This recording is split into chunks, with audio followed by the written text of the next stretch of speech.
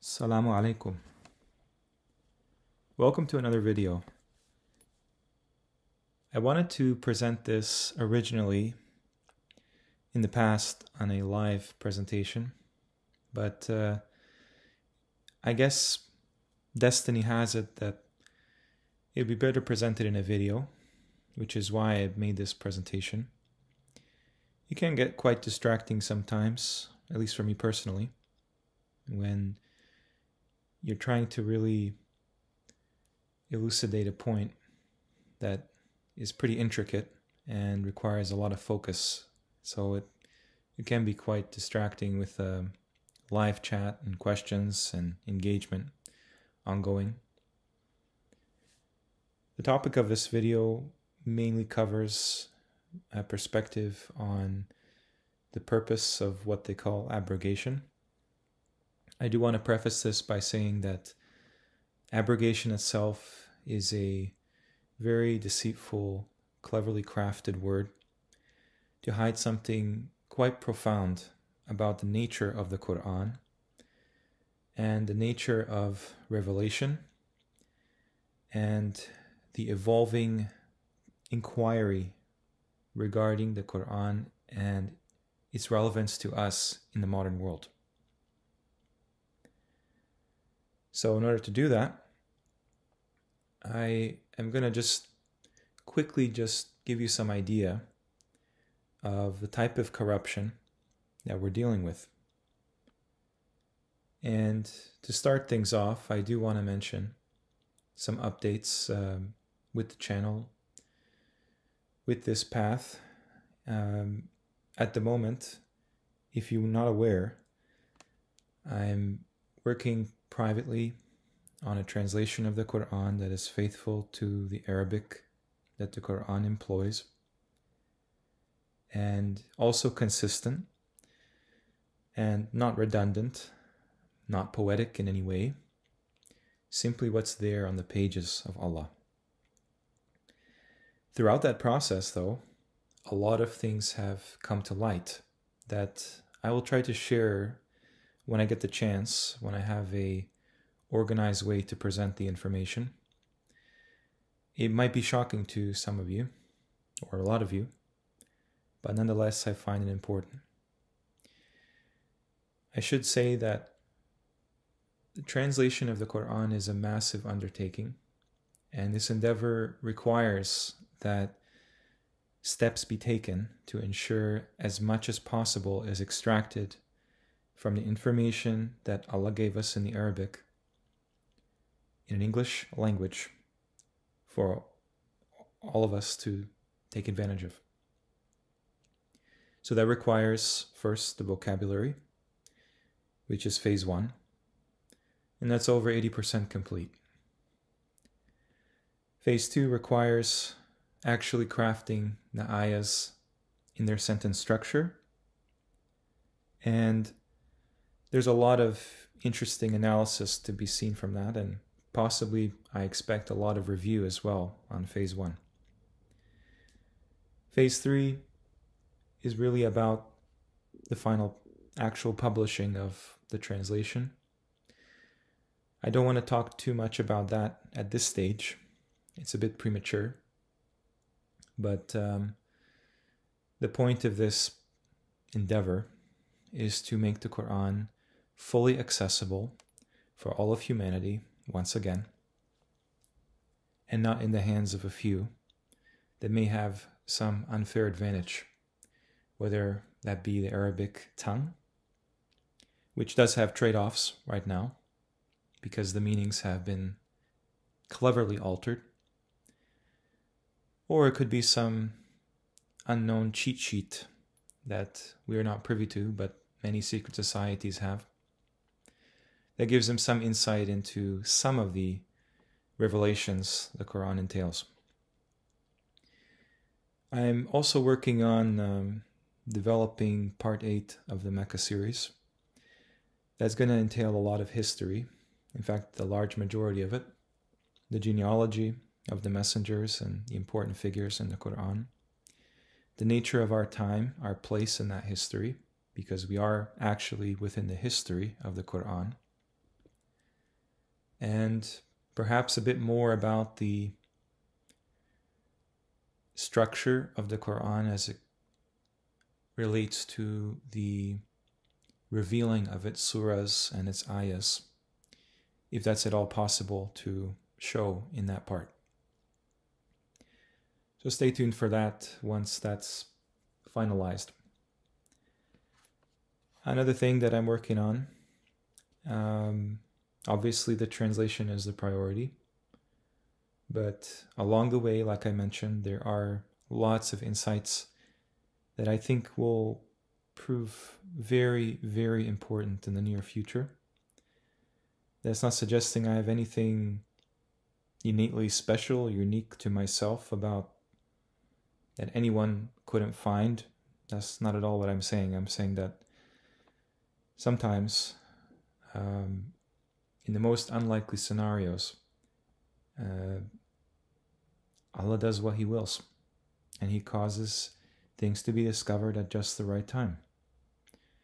It will be a service to present that, and many other things.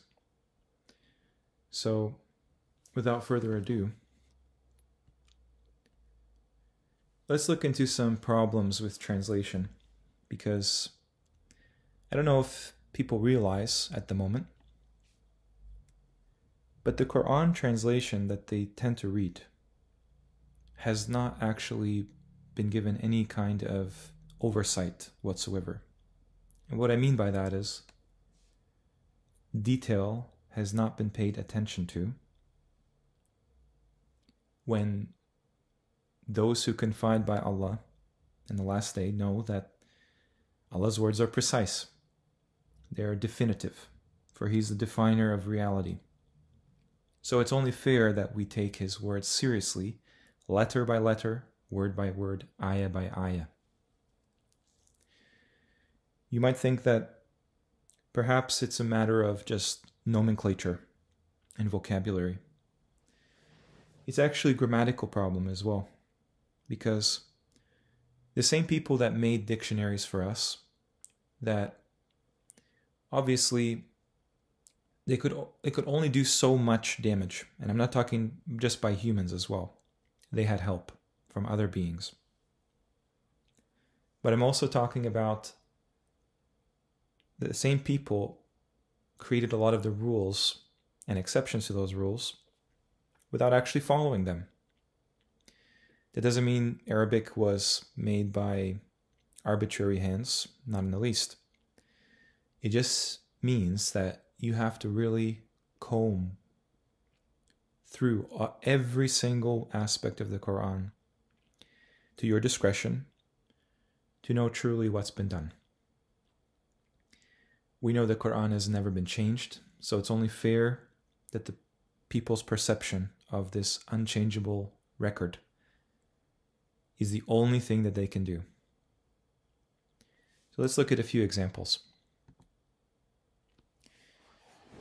So I can be here all day talking to you about things that I have issues with, that you should have issues with if you care about the integrity of the message of this book. The first one that comes to mind is the future tense verbs. So all the action verbs, the action words that we call verbs, they're not actually reliably translated into English. You might say, so what? Isn't most of the Quran tied to history anyway?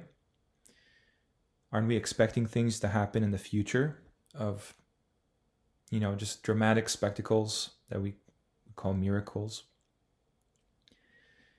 That's correct. A lot of things are history, and a lot of things, at least from our perspective, are future events. But again, the Quran is not from our perspective. Not in the least. The Quran is from Allah's perspective. And I leave it to Him to show us exactly the words He chooses and the conjugations and tenses He chooses for His words. So that's why when you go to this word, will, Just type this into Quran corpus. Okay?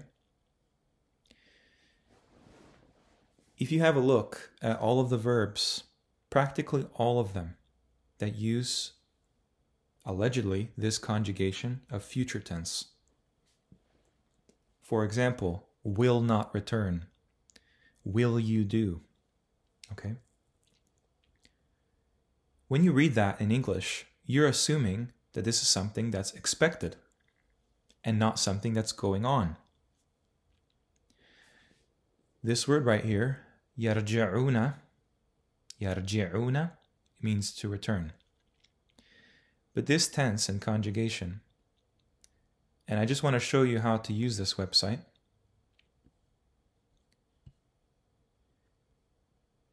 This word is in present tense. You can tell because it's an imperfect verb, and it's a masculine third person plural. This does not mean they will not return, or they will return. This means they are returning, or they return. It's in present tense. This is a word they will say, but it's actually imperfect. So that means it's in past tense. They said. They have said. However, the overwhelming majority is in present tense. And it's for ayahs that are very just transcendent.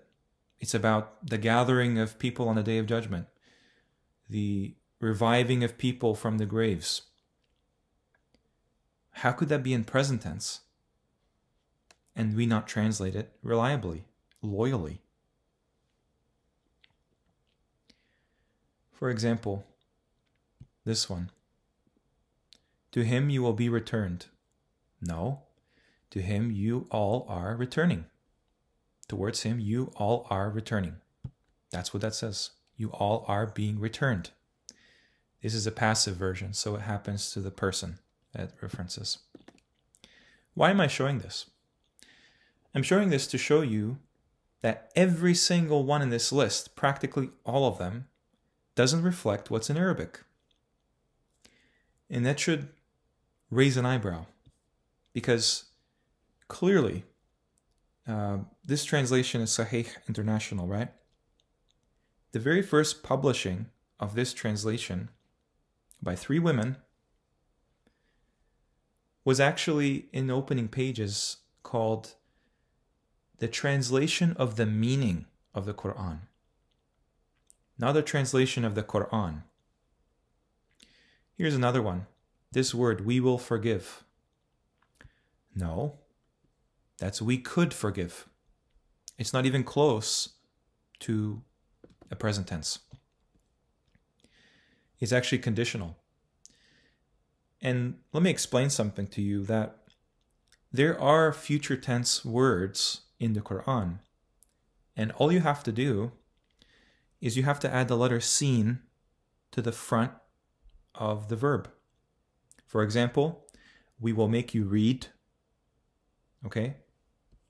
That is sa nuqri'uka. So in Arabic, the construction of future tense is just adding a sin to the front of a present tense verb. That's it. And you don't see that anywhere here. Nowhere.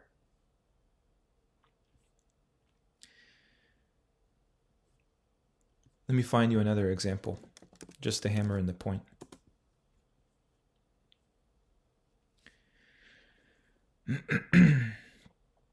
So this is the word for graves. Let me see if I can find it.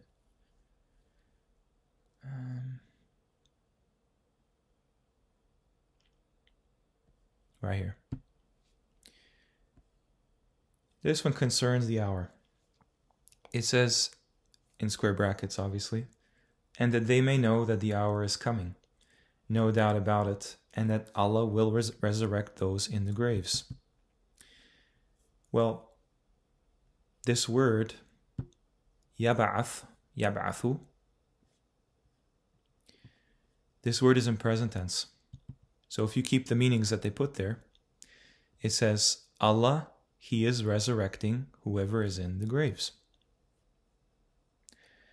Clearly that's not happening right now. So why would the author of the Quran not put that in the future tense to be accurate and reflect what people imagine about this? This one is a future tense. We will increase. That's why it has a scene in front of it. But the vast majority, especially the ones that have to do with gathering people, assembling people, resurrecting people, it's almost always in present tense. You can see the work has been cut out for us. Here's a great example of this, okay? Allah will judge between them on the day of resurrection. Okay? I guess I'm nitpicking, right? It's only the Quran. It's not supposed to be fully detailed. It's just detailed according to some. No. Allah is ruling, judging between them. Yawm al-Qiyamah. I'm going to get into another video what this actually means. But for the purposes of length, I'm going to leave that for another video. Again, not will judge. Is judging. Is ruling. Which brings me to another translational issue. There's this idea that the root somehow doesn't actually impact the words it's made from. That's a totally illogical idea, because that would introduce subjectivity to the translation of the Arabic, to the information the Arabic letters hold. Arabic, if you're not aware, is a word that implies something that's clarified and simplified, that's made easy to understand, which is why it's defined that way in the Quran.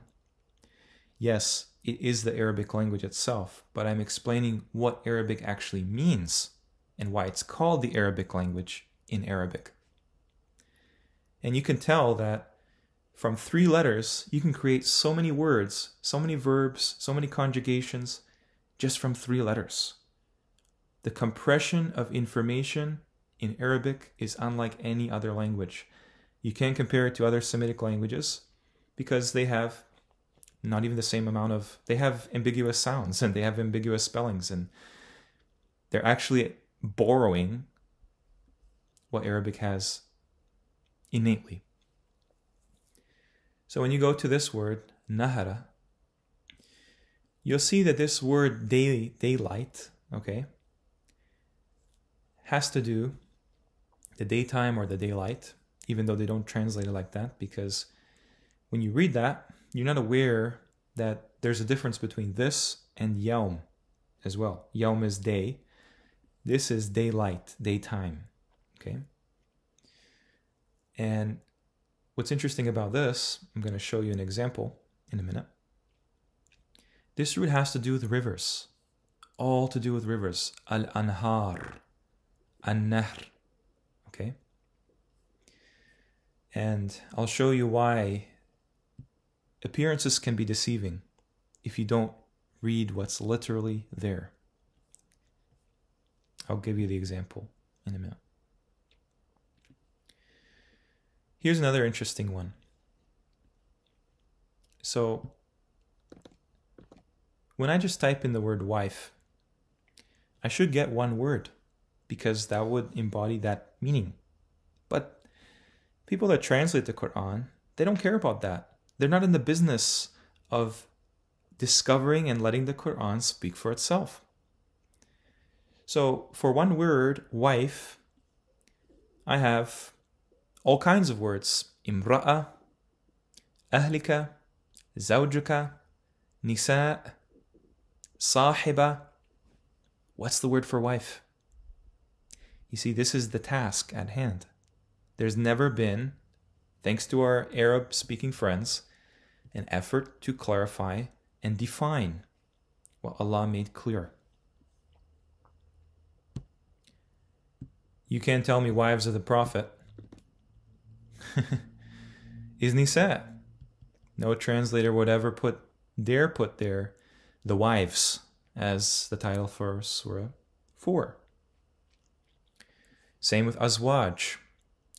No one would dare put in there for this word that Nuh brought onto his vessel 2 of every zawj. A zawj, wives of everything. Not a chance. But this is what we get. Wives of the Prophet. Your wives. Okay? And here, this is another type of deception that's mainly related to this concordance. And part of the translation effort is to build a concordance that is actually reflective of the root. So for example, when I click on this Iblis, okay, the devil, the demon, it doesn't actually put it within its root. Its root is ba, lam, sin. Balasa, to despair. That's why when you go down here and you find the root, perhaps other websites do this, but you can tell that there are people that are named after this concept. Mublisun, those in despair. Yublisu, the verb to be in despair or to despair. You can tell that there's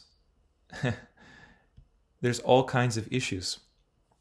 And one of which I recently found has to do with this root. Ta, waw, ain. If you need to pause at any moment in the video, by all means, do so and take some notes. This verb has to do with obeying. And off the top of my head, I can't tell you exactly what I picked for each of these words, verbs, and their nouns, because Arabic is actually built on verbs, first and foremost, which are different forms of those 3 letters that make up a root, 3 radicals that make up a root. But the nouns reflect the verb that they come from. Okay? What's interesting about this is there are imposter words in here that shouldn't be in here. So for example, this particular form of the verb, of this root, means to be able to do something, to manage something, to be capable of something. Okay? It's used quite a bit. And for people that are not aware, this is just something that evades the reader completely, because the time has not been taken to actually define things with rigid criteria, as you would expect for a book from Allah. So the form of this verb is istata'. Istata'. There's a ta and a ta. Okay? So the root is ta, waw, ain. Okay? Ta, waw, ain. So the ista part, that's just how verb form 10 formulates. Aleph, sin, ta. That's added to further give more meaning, different meaning to the overall root. Okay? So this is what you have to have this verb form. Aleph, sin, ta. Okay? Just like this one adds a ta only. It's a different verb form. Okay? To volunteer. So why is it missing here? Where's the ta? Where is it? This one is also missing.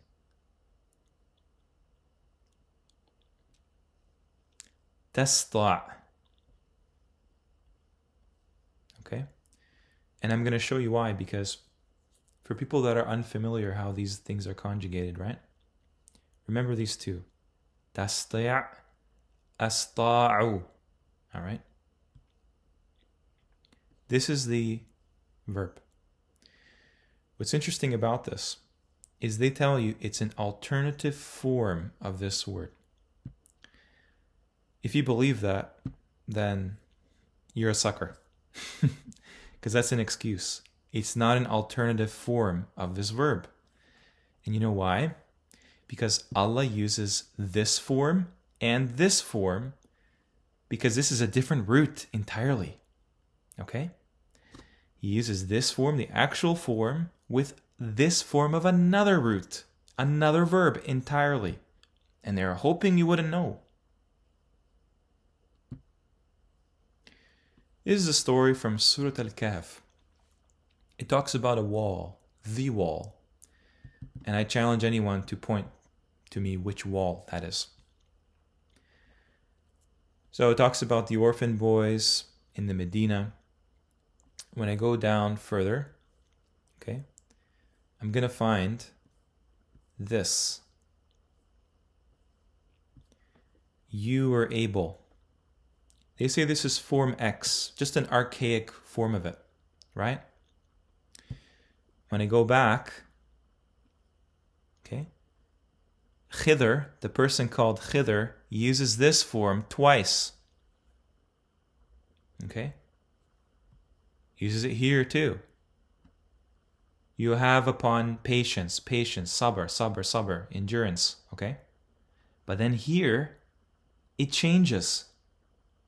It's not tastati', it's tasti'. That's not verb form X or 10. That's a different root entirely. Okay? And what's interesting, I'm going to show you this one here. This is the Al-Qarnayn story. Okay? Look at this. If you want further proof. فَمَا أَسْطَاعُ. Notice there's no ta. That's what you need for form X, form 10. أَنْ يَظْهَرُوهُ وَمَا أَسْتَطَاعُوا. Look at it. أَسْطَاعُوا, أَسْتَطَاعُوا. They were able. No, not at all. You cannot tell me this is just the older version of this. That's a lie. And they do it a few times when they're trying to explain away the Quran. I mentioned in my last video with mudhakkar and muddakkar. Okay, they actually want you to believe that the word for dhikr can just be mispronounced with a d, dhikr. No, it doesn't work like that. Please watch that other video, Lost Roots of the Quran, to get further knowledge. So, what I did to try to attempt to explain this, because I guarantee you one day they will tell you, oh, this is just a mistake. The Quran has many mistakes. We tried to hide it because humanity wasn't ready. But thankfully, we have the real truth and the real code and how to know, how to figure out which recitation is the right recitation. But guess what? They're hoping that nobody actually explains it before they come out with these agendas, because they're all ready. So I searched this, and lo and behold, there's a different root, sin, ta, ain, with a very different meaning, as you would expect. Okay? And it has this formation. Now, mind you, the exact word tasti' would actually be part of verb form 4, asta'. But the problem is, because people have forgotten Arabic and they pretend to know Arabic, that entire verb has been lost. And this is an attempt to revive it. We go to this word. Sata'a means to brighten, to glare, to shine. Okay? I can't tell you what that implies. But clearly, this word doesn't mean to scale a wall. It means to make something apparent, visible. Okay? Wouldn't something you shine a light on become visible? Wouldn't it? I go here, I get the same words. To be brilliant, radiant, light up, manifest, make clear, apparent, shining. Okay? There are many mysteries to the Quran, not because the Quran is a mysterious book, It's a very explicit book. The problem is that humanity doesn't want to know. They want to put their fingers in their ears and conserve the mistranslation's consequences. So these are the kind of issues I have to deal with. And there's a whole bunch of other things, going word by word by word. It is a tedious process, but inshallah, I think it's worth every minute. Here's an interesting example of this. This is from Surah 73, Ayah 7. Okay? And I just want to show you this example because we discussed the root nahara for rivers and daylight. So this apparently says, indeed for you by day is prolonged occupation. Well, all you have to do is just search the word occupation, where that is translated to. And you're going to find this ayah, 36:55. Indeed, the companions of paradise that day will be amused in joyful occupation. You don't have to be an expert in Arabic to know that the word for occupation is shughl. That's what somebody says when they have a job, when they're doing a job or work or have occupation. Okay? So why do they translate this to sabah? How could that possibly be anywhere near this word? You know why, right? Because they don't want you to literally read what's there. They want you to take the Qur'an as poetry and metaphors. Oh, it's not a real wing. It's just a side of Musa. It's just a wing of humility you lower to the believers. Oh, their hearts are not actually stone. It's just like a metaphor. There's not actually a tree with branches in the heavens. It's just a metaphor, an invented idea just for Allah to talk about the beauty of words. I understand that Allah compares things and there are similitudes in the Quran. But those similitudes are between real things, things in reality. So let's look at this. Look at that. All of a sudden, occupation is swimming. I can't tell you how many times I get this exact eureka moment. You're telling me that everything's figured out, basically in the Quran, just follow the best of it and, don't inquire too much, leave the studying for the experts. You're not a scholar, you're not an Arabic speaker. I know logic, and logic says that this is the same word. But no, one word can have many different meanings. Here it has the meaning of occupation. Really? Where did Allah tell you you get to decide what His words mean when it suits you? You go here. This is to do with swimming. Okay? Sabihati sabhan. I don't know what this implies for the words subhan. Okay, as I'll talk about in a minute. But ask anyone that speaks Arabic that knows this. This means swimming. Sabhan, yasbihun. The luminaries of the heavens swim. Gliding is one thing, but this word is a swim. It's a noun. Well, look at this. You see this word, an-nahar? Within the daytime, the daylight, is a long swim. Sabhan tawilan. Oh, you're just crazy. You're just looking into it, like nahar is clearly daytime and daylight. Well, I don't know if you see, but there's no metaphor here. Okay? Remember I showed you how nahar is related to rivers? Well, this word for a root for rivers comes right before the root for swimming. And it's within it. Please reflect on this. It doesn't have a meaning to you maybe right now. But why didn't they disclose this? Why was there no transparency in these translations? That's what you would at least expect. That's because they don't want to know.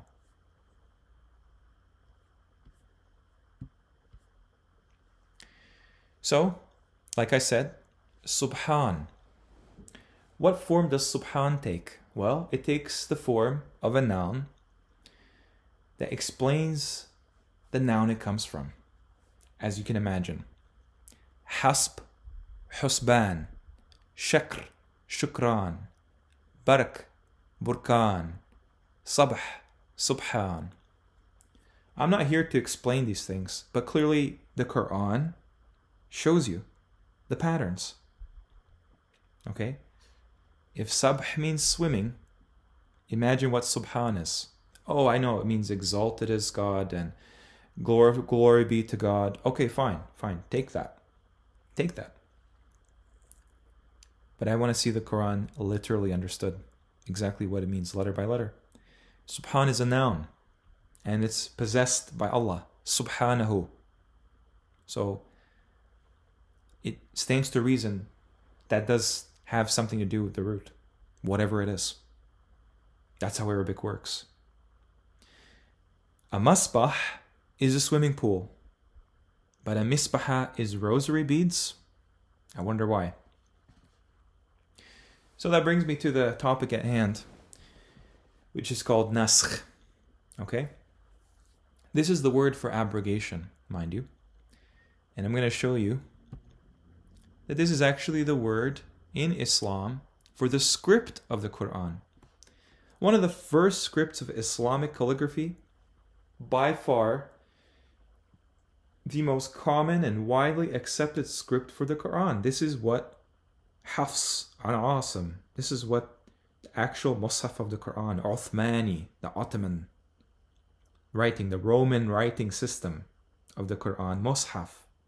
It's not Kufic and it's not Indo-Pak. It's naskh.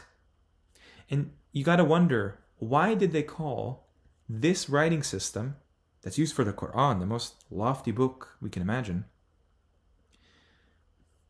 why did they name it after abrogation? Because that's what naskh means in Islam, abrogation. Well, apparently, abrogation is actually the false definition. Because clearly, you can understand that this word means transcription. The entire root of that word means transcription. To transcribe something on there. In words. Which brings me to nastaliq. Okay? Nastaliq is what's used to write Persian. Interesting because Persian is not Arabic. And it clearly uses an Arabic-like script for an Arabic-like language. So, what does this word mean? Well, it's a type of naskh. So that means that Indo-Pak Qurans, I'm sorry to say, are not actually valid. You heard it here first. Just compare the spelling of Allah in the Indo-Pak Quran to Uthmani, to the Naskh Quran, the one that's actually understood to be a miracle. Okay? Hanging or suspended naskh. I can show you many different understandings of this, but I just want to get that point across. This is a derivation of this. Okay? This word doesn't mean abrogation. And this word doesn't mean anything other than a derivation, some flowery thing for writing the Quran. However, it is for written poetry, first and foremost. Often used for Ottoman Turkish poetry, rarely for Arabic. How could an Arabic Quran use this script and writing system? It's way more illegible than this. You see, they want you to believe that the Quran is not a written message. The Quran is oral. You just go to the mosque and have the sheikh regurgitate the Quran in recitation. I'm going to explain why they got to that idea, but clearly, the Quran is a written message, at the very least. That doesn't dismiss it from being an oral recitation, in addition. But it's clearly written. You read the Quran is a reading of what's something that's written. That's why it's in a kitab, that's used for writing. It's a record. That's why a risala, that's brought by a rasul, always refers to a written message.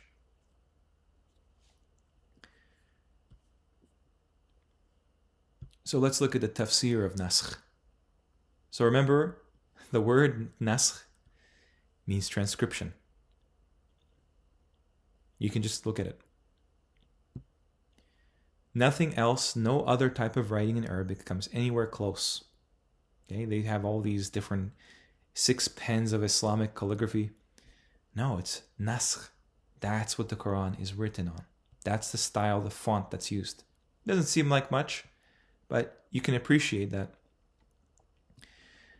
That's what the word means. Abrogation, though,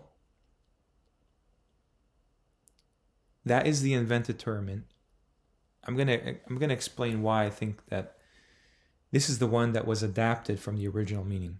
This is something that I like to do, actually.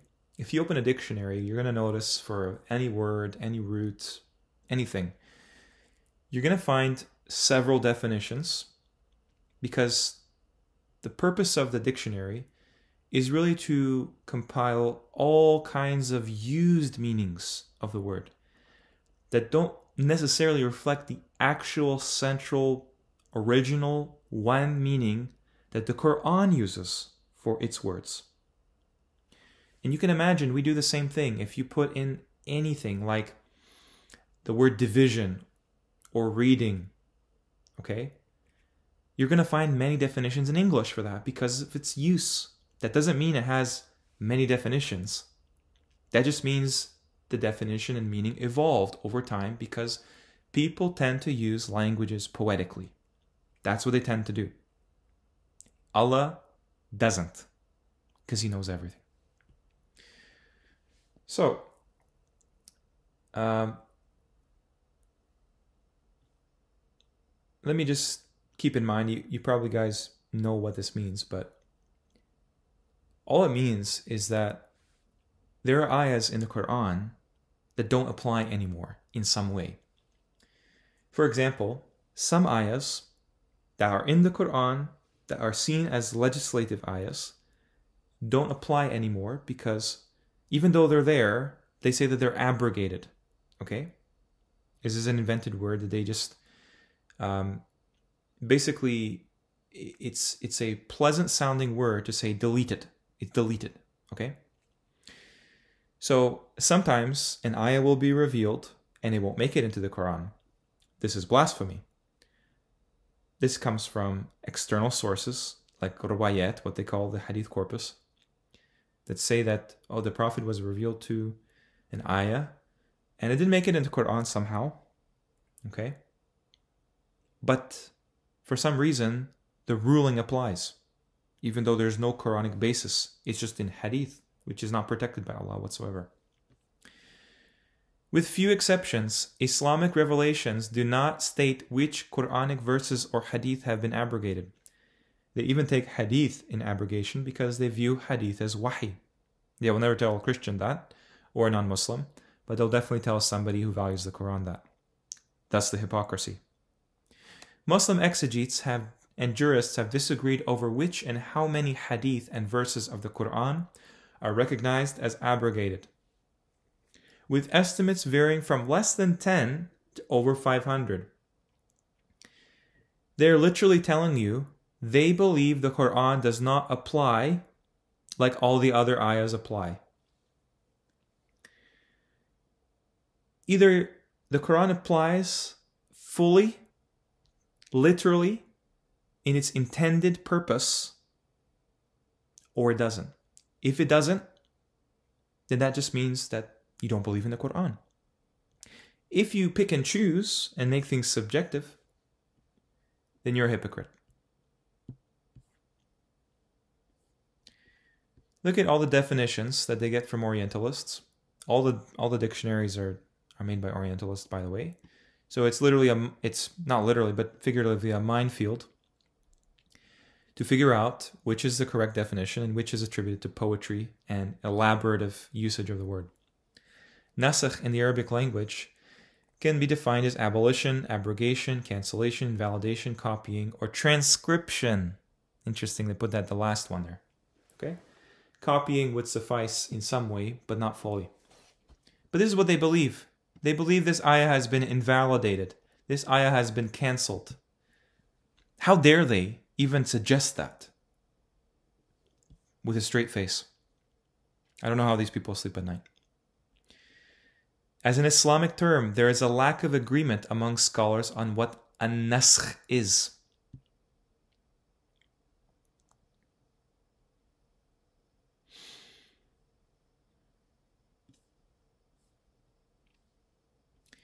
When you go to the Qur'an, there is no single verse in the Qur'an that unequivocally points to the naskh of any other verse. And yes, they use these modernist muftis so they can say these are just reformers of the religion, don't listen to them. Okay?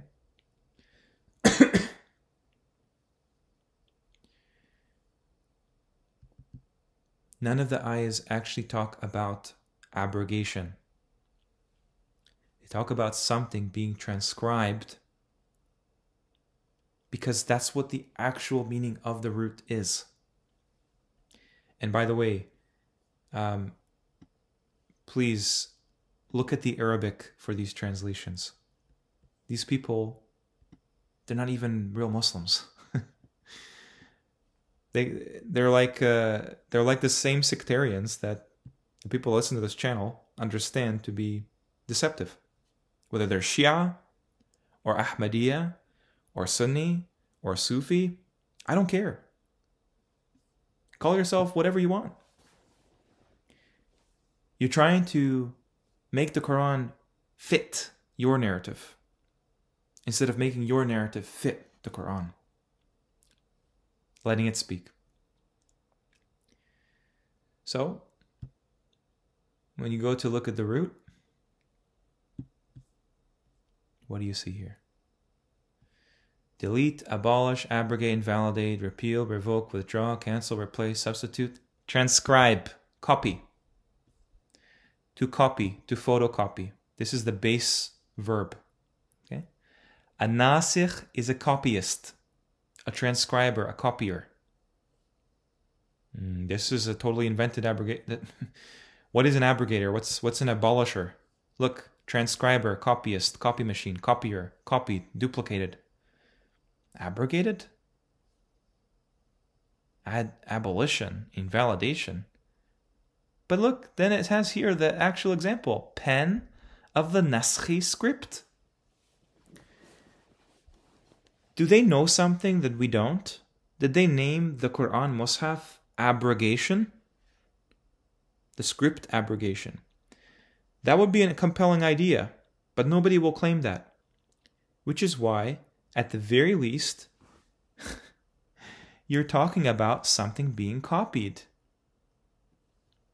Naskh, copying, transcription, copyright. The cursive Arabic script, written form, transcript, duplicate, photocopy, reprint, reproduce, replica, edition, print. You get the idea. There is just no room for this abrogation term. It's a deception. The actual word abrogation is invalid. That's the irony of it. Okay.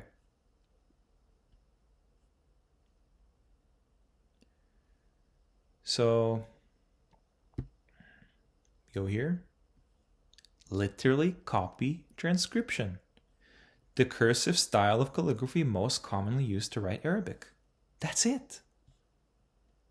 That's it. This is what it means. No debate. abrogate and abolish. Oh, this is transcribe. Then how do you reconcile this? How do you reconcile this? Inscription, transcribe. Okay? This word comes from this verb form here. If this means inscription, this has to be inscribing. Okay? Not abolishing or abrogating. It's logical. Unless they want to say, okay, within the abrogation was guidance. They can say that if they want, if they're honest, but they're not honest.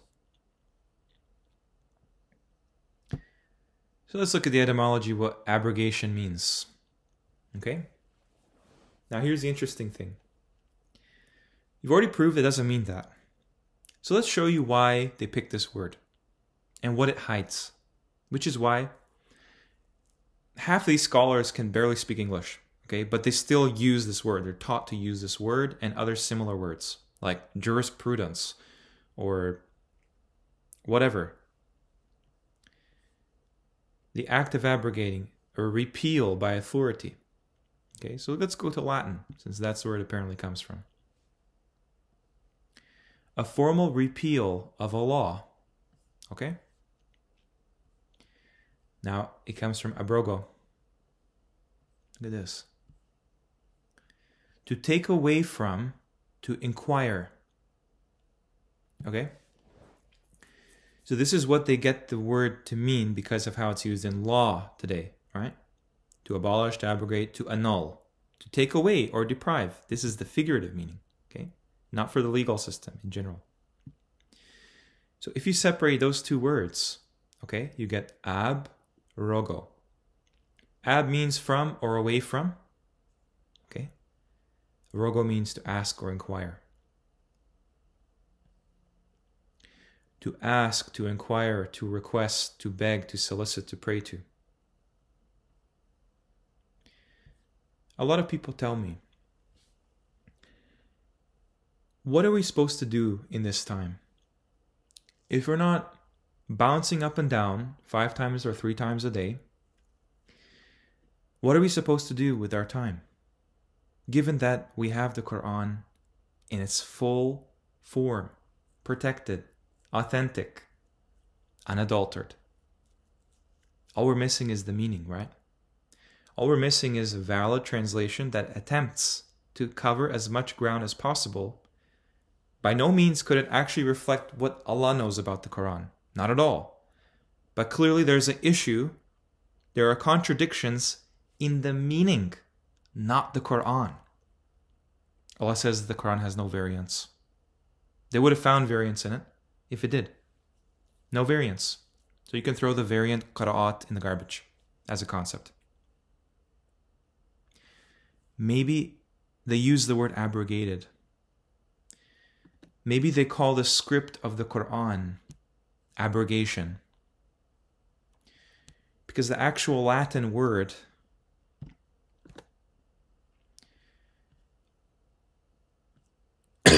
is related to inquiring, to requesting, to asking questions. Do you know this is where we get the word interrogate? From this verb. Interrogate, abrogate, prorogate. We had a event in this country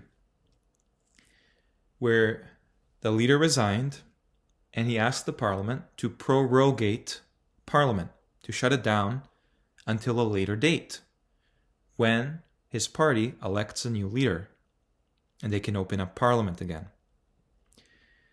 Clearly the word that they use for abrogate etymologically means for something to be delayed in time. And in the meanwhile, to understand what's going on. Thus the word interrogate. It has to do with inquiry. This is a synonym. To seek information, to inquire, to ask questions, to interrogate, to examine. At the very least, this is what you're supposed to do now. At the very least. If you don't want to do it, don't worry, someone will.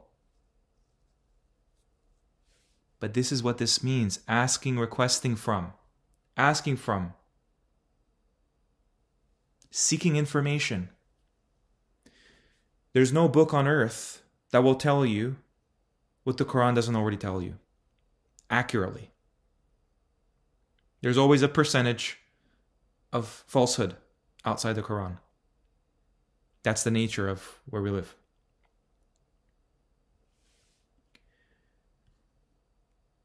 Reflect on this. Etymology, Quranic Arabic is the key. Okay? If you need to go back and rewatch and re-listen again, by all means, do this. So now I'm going to talk about some things that try to relate to what is going on in the world today. And the pacing of world affairs is so quick nowadays, hastening, very hasty, that by the time I release this video, it's probably already old news. But I think it's going to be in the news for a while, at least, these kinds of concepts. So let me explain how to, use your intuition with the Quran, what you get from it, to relate it to what's going on. Okay? So, Ukraine is a very big topic in the news. I just need to get rid of some of these so my computer doesn't crash. But not many people actually think what the word means. Because if you've been watching these videos and understand there's a conspiracy against all the information in the Quran and all of the things that can be extracted and elaborated upon from the Quran, any type of information you can imagine, you'll know that the world powers use code words. They're not going to speak and use the same language that we do, but we assume that they're using these words by our definitions.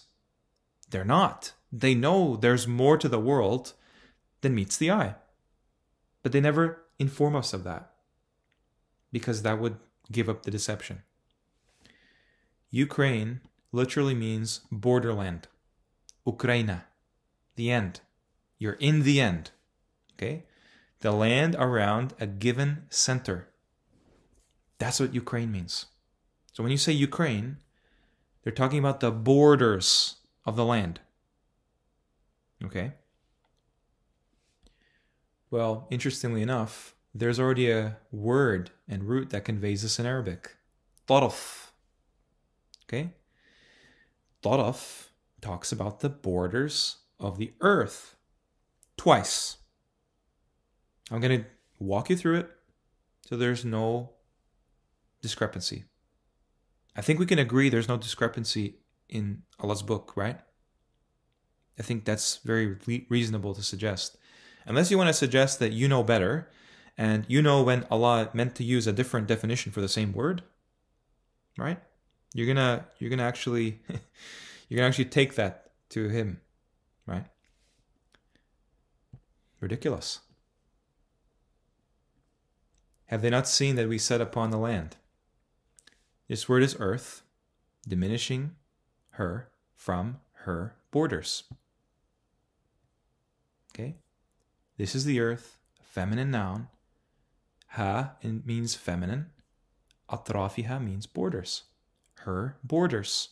The edges, the ends of her. Okay? Same thing here. Same idea. When you look at how a word is used in the Quran, it's not just defined for you across the Quran, but every time it's used, it's part of the definition. You have to look at the Quran holistically How could we think we can take things out of context? The word context means with text. So take the text as a whole.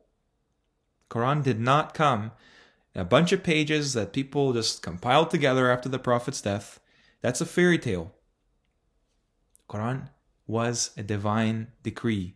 This information, it challenges anything that humans and jinns can do. And now you know, in discussing about naskh and nastaliq and Indo-Pak and Quranic variants of recitation, that represents at the very least a symbol of what jinn and humans can do when Allah challenges them to produce the like therein of the Qur'an, to produce 10 surahs like it, to produce a surah like it. It's rhetorical. They will never do it, but the question indicates that they tried. And that has deceived humanity, particularly Muslims that don't know any better, and they're never taught to think. What does it mean when there's multiple Qur'ans with varying information? It means that it contradicts, cannot be from Allah. This one, though, is always the Qur'an of choice because they know this is the one. You see, this is one word. Taraf is actually border. Tarafay is two borders. Atraf are borders. And so on and so forth. This is the same word. You could say ends of the earth. But no one will say ends of the earth is time-based. It's spatial.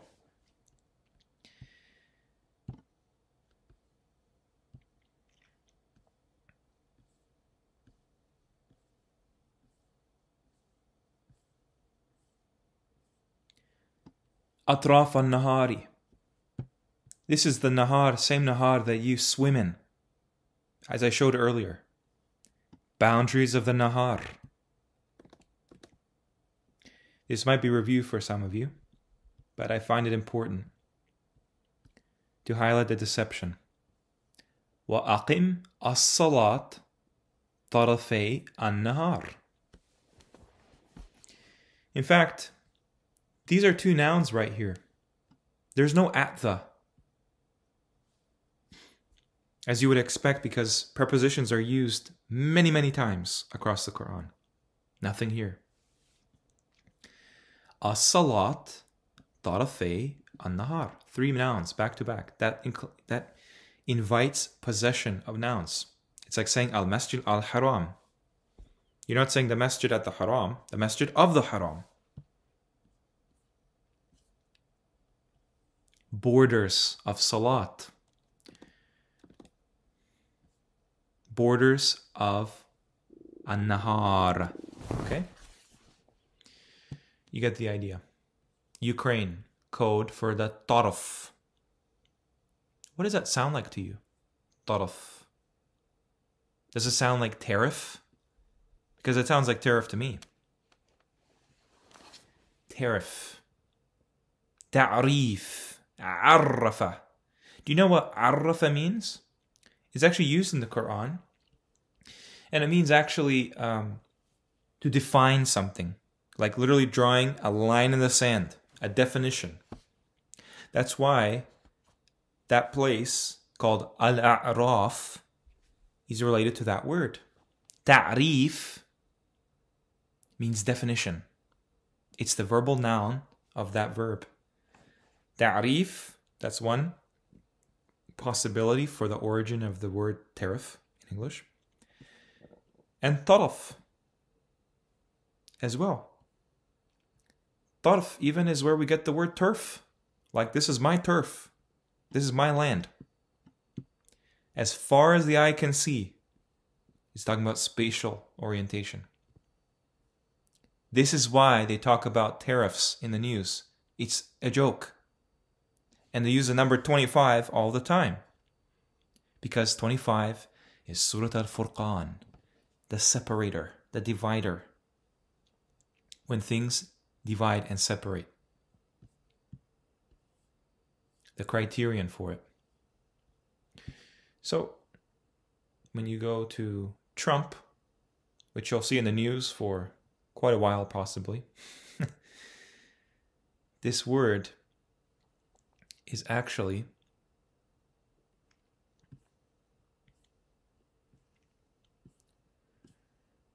means trumpet or horn. Okay? That's something that's a very prescient theme in the Qur'an. The horn or the trumpet. It signifies something to do with the hour, the judgment. And we look at this ayah. Okay. It is blown within the surah. That's understood to be the horn. This is why, like, everything that's in the media is tailored for you. It's tailored. Even the word trab is in here. Turab. If you say that, that sounds like how Arabic speakers say the word trump. Trab. Trab. Okay? That's where the word came from, because, you see,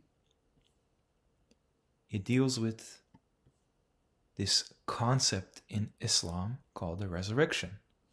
From the dust. You're resurrected. You're brought forth. That brings us to Mars. I talked about Mars in part 7 of the Mecca series.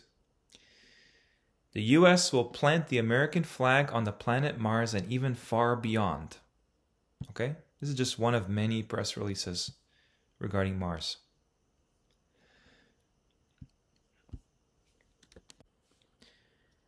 We have a word where Mars came from, which is Misr. If you want more information about that, watch my series, particularly part 7, but I would advise that you start from 1 all the way to 7, if you haven't already, for more information about Misr and Mars. Okay? That's not what I'm saying Misr means. I'm saying that the word Mars was adapted and changed around from this word, Misr. Okay? That's why Cairo is actually the word for Mars in Arabic. Qahira. Fir'aun is the character in this ayah because, you see, Fir'aun is a figure that resembles what we call President Donald Trump in America. You might think this is silly, but these people actually believe in the Qur'an. And they don't want you to get the full scope of what the Qur'an says about you, wants you to do, what knowledge it conveys to every man, woman, and child.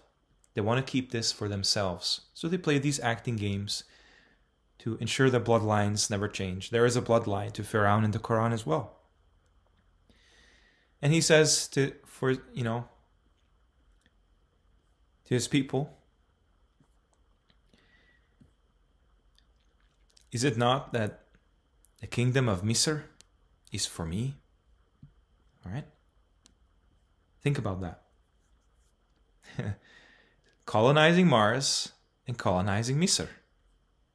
Okay? Pharaoh's name, if you don't know, and you wouldn't know because the concordance doesn't make it apparent, but the name Fir'aun is from the root Fara'in. And that refers to branches, branching. Metaphorically, literally, and figuratively. And this is what Fir'aun wants. He wants to ascend the heavens. The heavens are not empty space. The heavens have a tree in them. In Surah Ibrahim, a particularly special tree because its branches are in the heavens. Fara'. That's the only time it's mentioned. وَفَرْعُهَا فِي السَّمَاءِ. No metaphor. It's a real thing.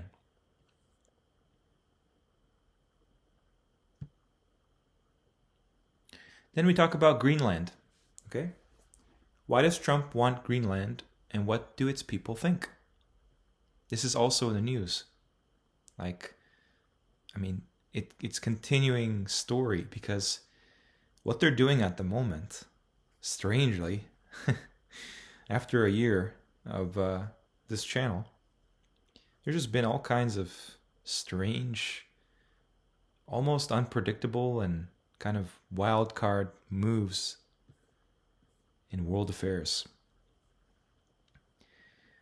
The world's largest island, which is not a continent, is located in the Arctic.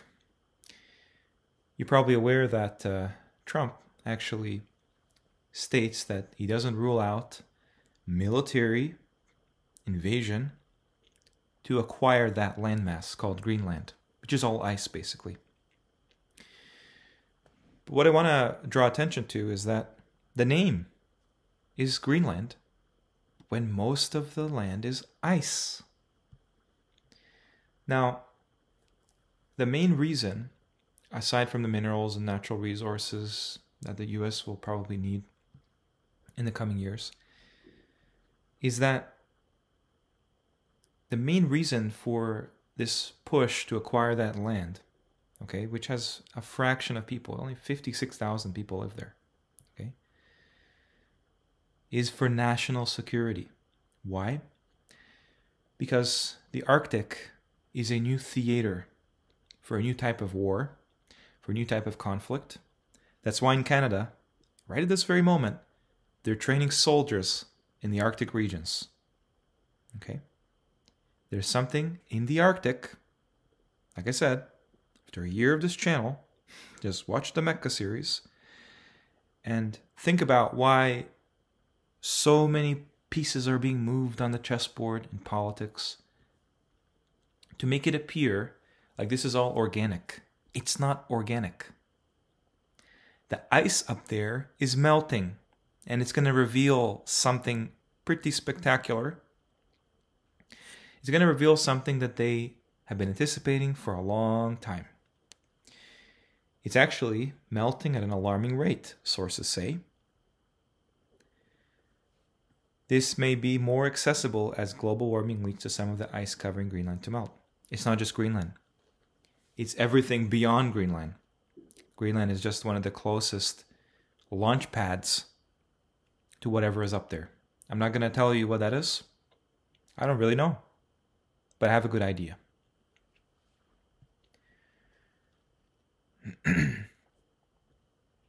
So let's talk about a land that was once green that became ice. I don't know if I showed this before. I probably have. Let's just go through what they translated as, shall we?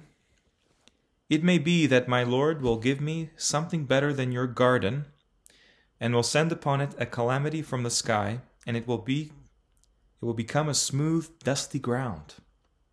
All right? No qualms about the word for garden, although I think there is a better way to describe that, but a Jannah, a green garden with lots of vegetation and fruit trees, becomes what? Oh, a slippery ground, a slippery surface. What kind of a surface will be slippery? What's the first thing that comes to mind? Ice. A green land, and you can't even explain where this happened. They just see it as a kind of moral story or moral lesson. No, this is history. This actually happened. This dialogue is recorded history, and the Creator recorded it for you in the Qur'an.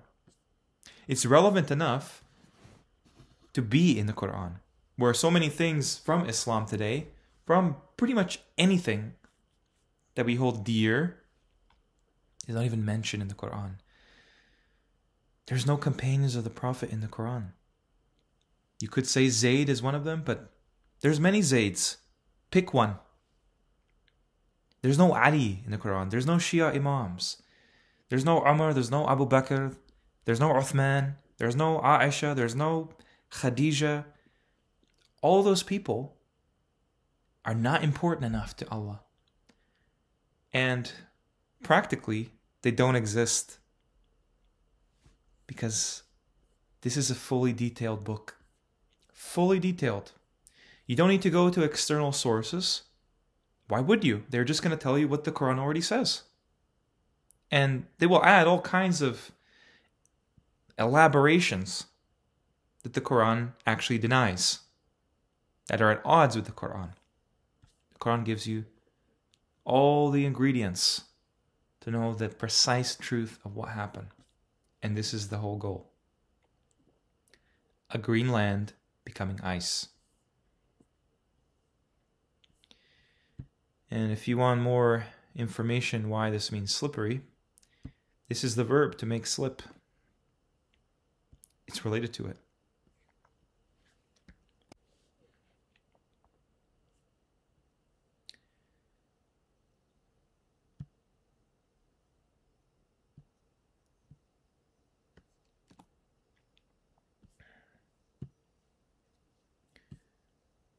Let's see, 7613.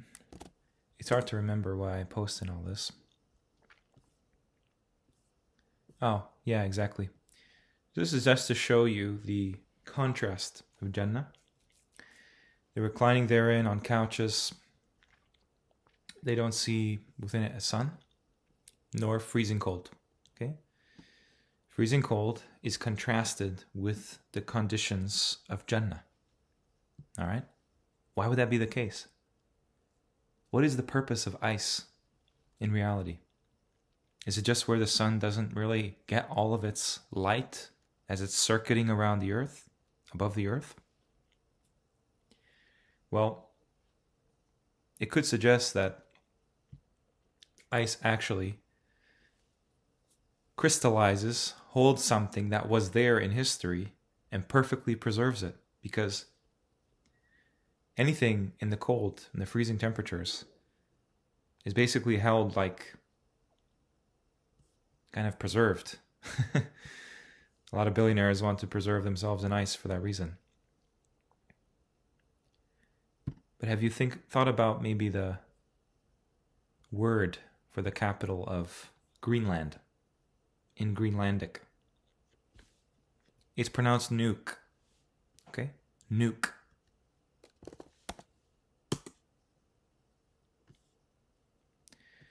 Destruction on a catastrophic scale relating to nuclear energy.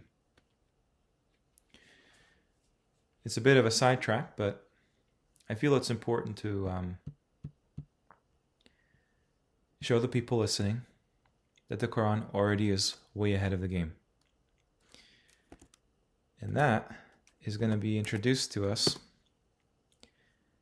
by Surah Al-Falaq. The dawn, of course. Fajr is dawn, Falaq is dawn, Subh is morning. Everything is everything, apparently. So, Allah refers to himself as Rabb al-Falaq, right? Faliq refers to a cleaver. And that's why they call it daybreak, right? Something cleft, broken apart into at least two pieces. Also, we see that the word is related to parting of the sea in the story of Musa. Okay?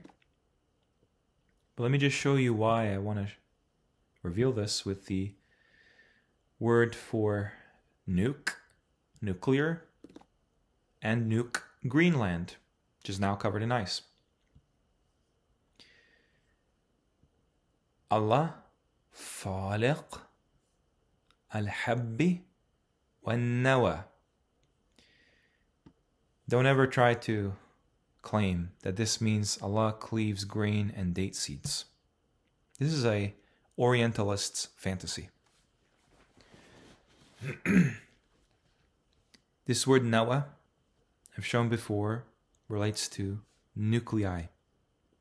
Whether you believe in atomic theory is one thing, but the concepts of atomic theory and particle physics came from somewhere.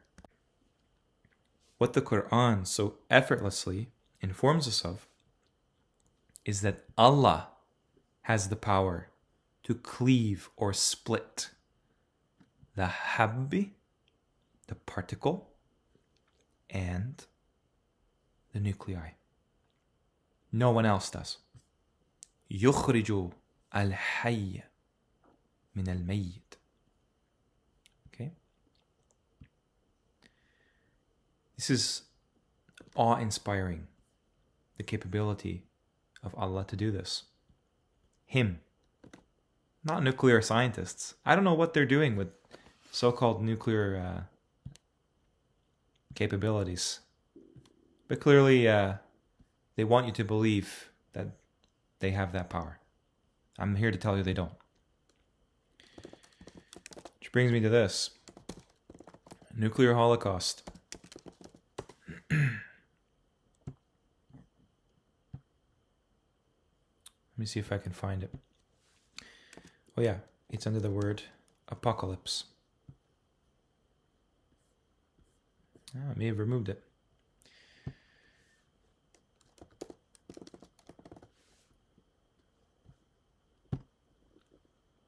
This is what I want to show. The mushroom cloud. Okay? So this is the iconic representation of this idea. We're not talking about date seeds and grains. Okay? We're talking about what the Qur'an refers to as the smallest possible unit of matter, which is logical to imagine that there is some type of smallest possible unit that is measured. The Qur'an describes as weighed. It makes sense because the creation is limited. It doesn't go on forever and ever and ever and ever. It goes to a particular smallest unit. Whatever you want to call that. This is what they show you. A mushroom cloud. That's what they call it. It does kind of look like that, actually. But the reason they show you that is because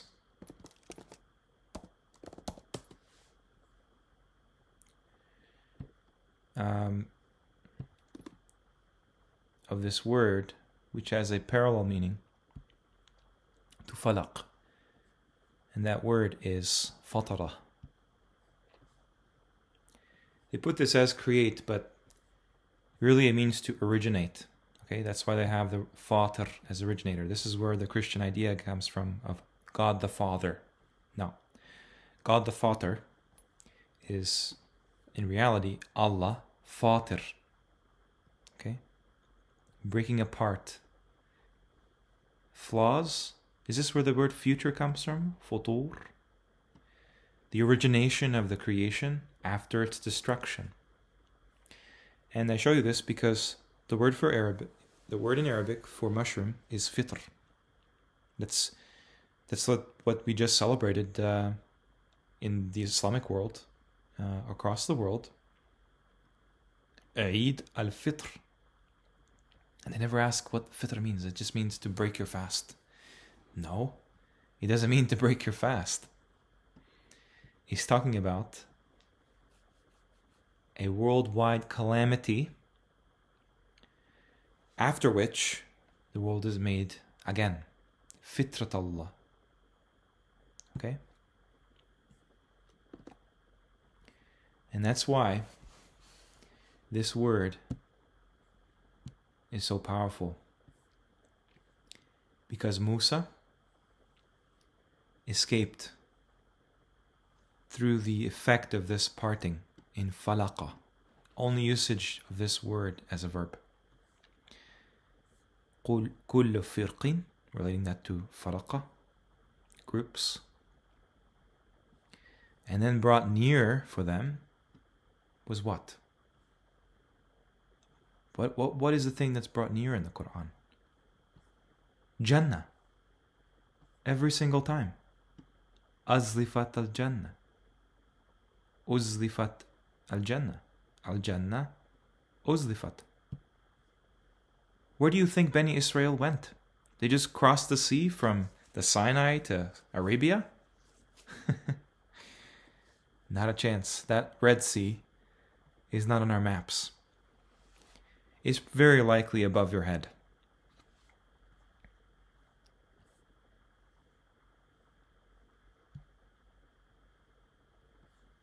So I already showed this for Nuke. Oh, by the way, If you have any doubt that nuke refers to something that originates life,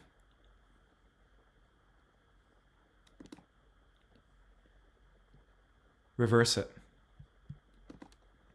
Pronounce it in reverse.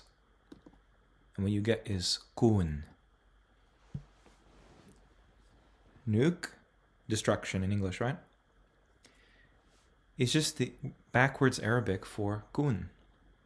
You see, what Allah destroys, He renews. He creates life after destruction. No one else can do that. His destruction is really just a regeneration. Kaun, the word for universe. Kun. Kun fayakun. Be and it is. So I talked about fatara. And this is an interesting one as well. Fitna. Fitnatal. Fitnatallah. Al-fitna. Doesn't that sound like this word? Which is the excuse for the ta'rif or taraf, the tariffs. Fentanyl. Fitnatal. Fitnatal. I'm telling you, they're all code words. Greenland, tariff, fentanyl, Mars. They're all code words. Trump, Kamala, Kammal ad-din, Kammal, Kamaltu. Okay? Fitnatal. There is no possible way, this is an excuse to punish the Canadian neighbors of the US with tariffs, taraf. The tariffs are just all about the borders of the earth opening up, which will create a fitna. As we approach the horn, the trump, it being blown, finding peace in Ukraine, which means Ukraina, the borders, by acquiring Greenland, because the ice is melting, to reveal green land. Kind of like what Sunnis believe about the greening of Arabia from their hadith. Or like crawling over snow and the cause of the Mahdi of Islam. They prepared all this stuff for you guys. So now I want to talk briefly about this idea about Makki and Madani surahs. And what's interesting about this is, as a whole, I don't really need to take this information as valid, given that the Qur'an itself, it doesn't actually give us the history of Islam that we're told, not in the least. That's something I want to really dive deep into in part 8 of the Mecca series. But you're probably aware that every surah in the Qur'an, okay, is assigned basically an overall label of being revealed in Mecca or revealed in Medina, which they apparently used to call Yathrib. Okay? The reason I bring this up is just to use the logic the Quran brings to explain the deception. Because if you can explain it, then it's gone. You can just remove the spell that everyone's under. Okay? So, the other thing is that the Quran is actually separated into 3 portions, each portion containing 10 portions of that, for a total of 30 portions of equivalent length, but not equivalent content within them. Because as you can imagine, the first surahs, pretty much the pattern is, the smaller the number of the surah, the larger it is. The larger the number, the shorter it is. And you can see this displayed here, okay? Where it tells you how many ayahs are in the surah. What I want to highlight with this diagram is the following. Who is the audience for Medina and Mecca? Okay. And then I'm going to show you how many surahs are Mecca, revealed in Mecca, in the Mecca period, and how many are revealed in Medina. So in Mecca, the first period, there were very few Muslims. They had no Islamic government whatsoever. This is the official story. And the audience were basically non-Muslims, which are the polytheists of Quraysh. In Medina, though, later, after the Hijrah, the majority of people were Muslims. And they already established an Islamic state. However, the non-Muslim people were mostly Jews, Jewish people, people of the book, but mainly Jews.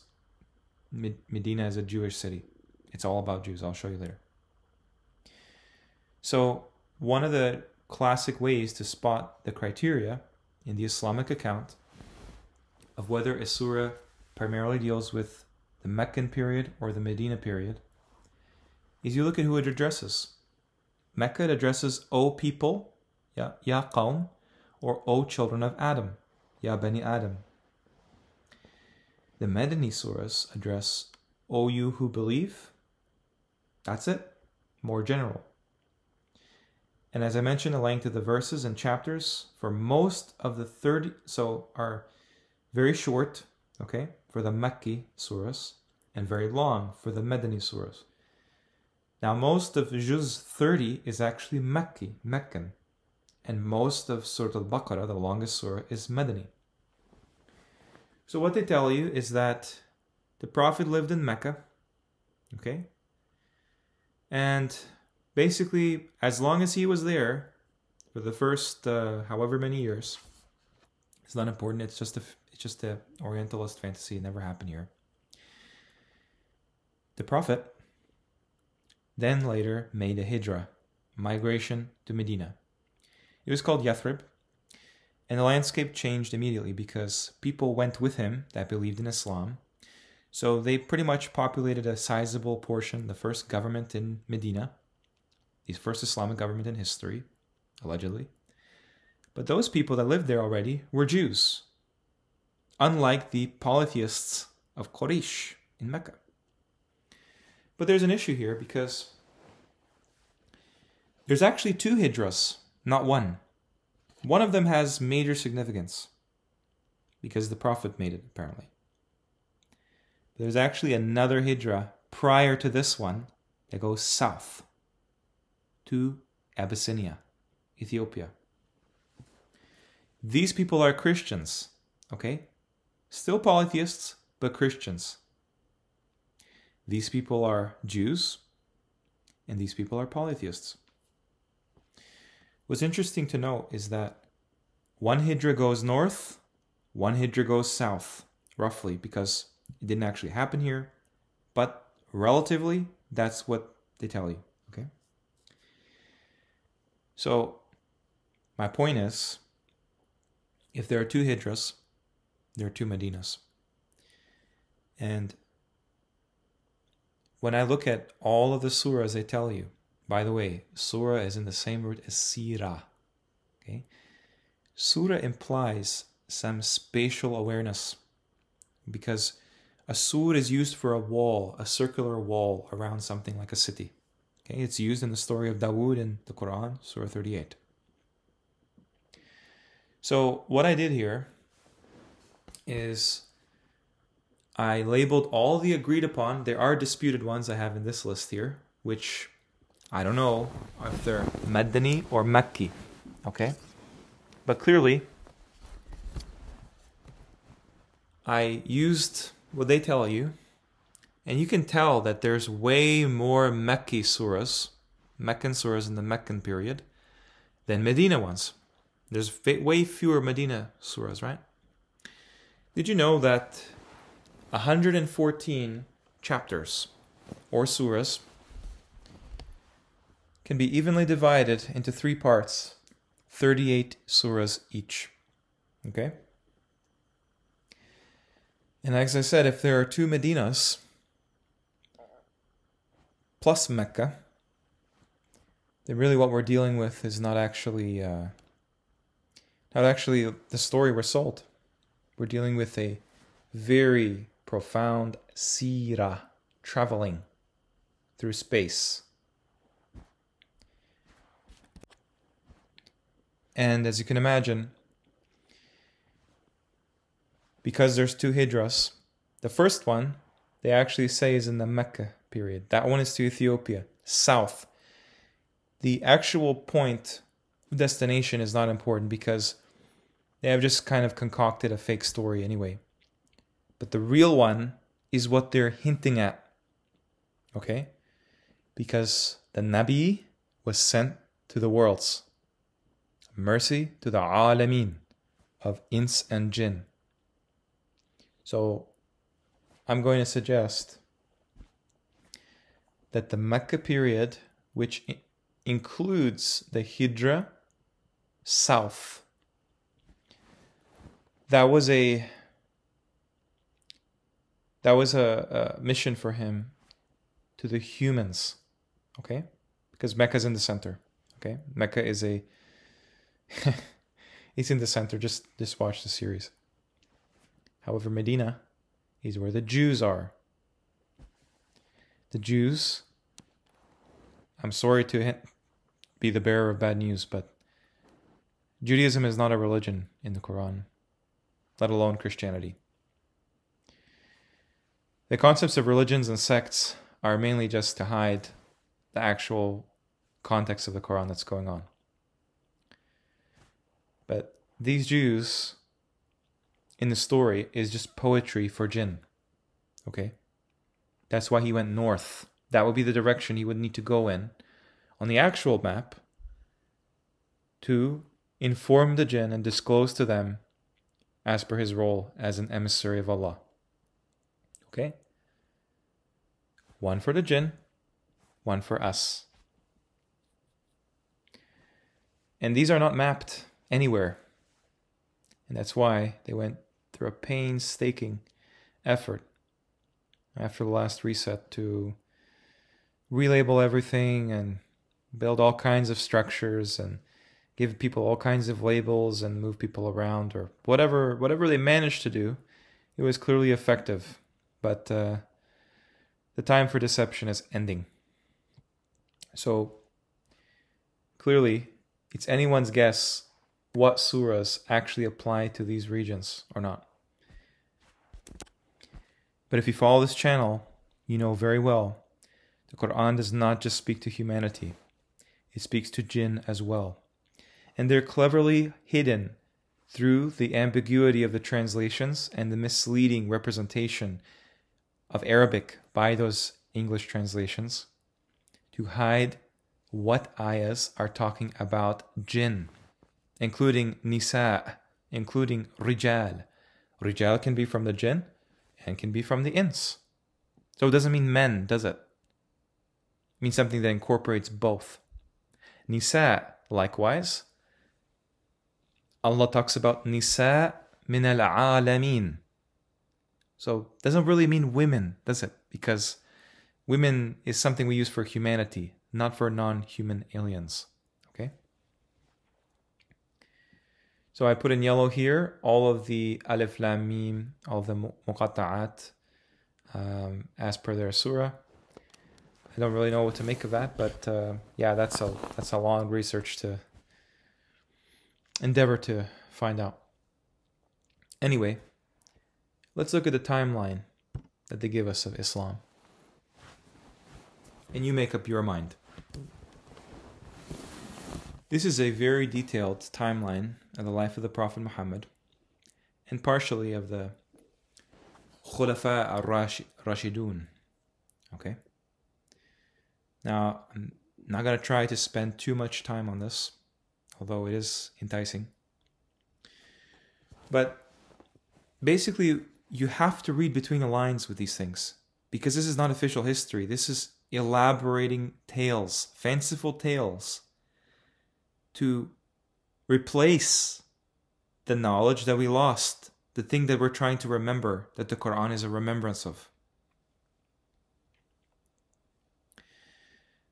And let me explain to you that 100% the Nabi of the Qur'an, who's rarely mentioned, Ahmad, okay? He actually did everything that all the prior messengers did in the way that fits him in his time. That's why he's Khatam al-Nabiyyin, okay? He didn't just run around giving a unique message or unique function that the other prior messengers did. No, the biblical history can go in the garbage, because the true succession of these messengers, the true genealogy of these messengers, is very different and much more profound. And you can prove it from the Qur'an. So, we go into his early life. They say this is known as the year of the elephant. Okay, his father dies. His father's named Abdullah. I want to go down to essentially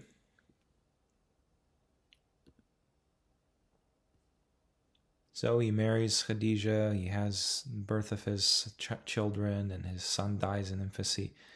There's no way to prove any of this by any means, but we look for patterns that represent critical periods of time, checkpoints in the story. And here's one checkpoint here, okay?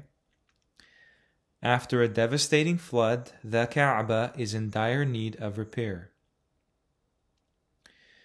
The Quraysh rebuild the Kaaba into the shape that we see in the present day. That's a lie, because later on in the secular history, he tells us the Kaaba was destroyed several times by other floods and other armies and other devastations as well. But I digress.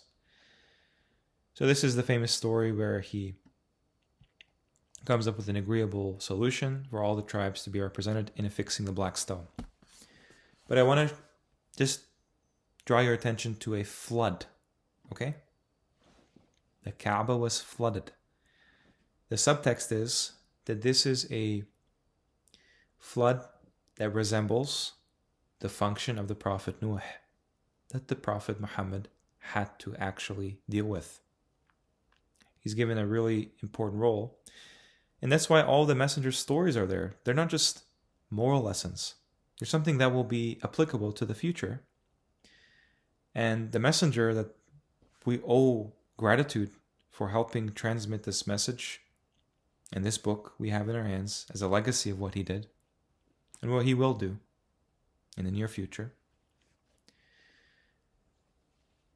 is very, very lofty and weighty. And right early in the story,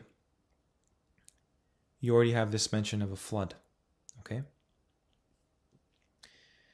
So in Ramadan, the alleged month of Ramadan, is where he secludes in a cave, apparently the cave story, and the angel Jibreel comes and reveals the first 5 verses of the Quran, of Surah Al-Alaq, okay? Interesting thing to note here is one of the first people to ever believe in his prophethood, in his message, was a person by the name of Zayd. Okay, there's no Abu Bakr, there's no Ali ibn Abi Talib, there's no Khadija, but that word is in the Quran, which means there's a significance to that person. And there's many people that are called this person because what they like to do in secular history, like the Islamic history, is to copy and multiply and duplicate the same, basically the same person in different accounts and different people. That's basically what Jesus Christ is in the Bible, a duplicate person. So yeah, the Prophet does not preach the message of Tawheed. That would be a unity of, it would be a unity of God. That would be akin to pantheism or a trinity. That's why that word doesn't appear in the Quran. It means to make things that are plural into one. Allah describes himself as Ahad. So this is all clearly in the Meccan period now, because for some reason, you have to be 40 years old to be a messenger, okay? Even though Isa was a messenger right off the bat. So that's a fake rule. Clearly a fake rule, okay? Now, the Muslims start to become persecuted, first martyrs of Islam. There's no word for martyr in the Quran. That word is shaheed, means something else because Allah is not a martyr. It doesn't matter because, the ilk of today surrounding the Quran, they believe Allah prays. They believe that Allah is a tyrant, a jabbar. They believe that Allah repents, taba Allah, astaghfirullah. They believe Allah is a martyr, a shaheed as well. They just move the goalposts every time. So, here's the first hijrah, the migration of the Muslims to Abyssinia. Now, they don't actually say that Prophet Muhammad migrates there, but he does send his followers to go there. So Muslims of the cause of the Prophet Muhammad, they go to a Medina, south. Okay? Prophet's uncle accepts Islam. Mind you, a lot of this is borrowed from other stories with regards to Musa, who has many similarities to the invented character of Umar ibn al-Khattab. I'll explain them later. So, essentially, they say that there were 2 migrations to Abyssinia. Clearly, that's not in Ethiopia. But my point is that Christians in the code language represent humans. Okay? Humans tend to be polytheists. All right? That's their tendency. Alladina ashraku in the Quran. So they just created this word Christian from Quraysh, Qurayshi, Qurayshian, Christian. Okay? However, Jews, they clearly got that from Majus. Majus walladina ashraku. Right? Al-Majus walladina ashraku. Al-Majus are a majority of jinn. They have something that Judaism was inspired for humans from. And that's when the Prophet makes his migration to Medina.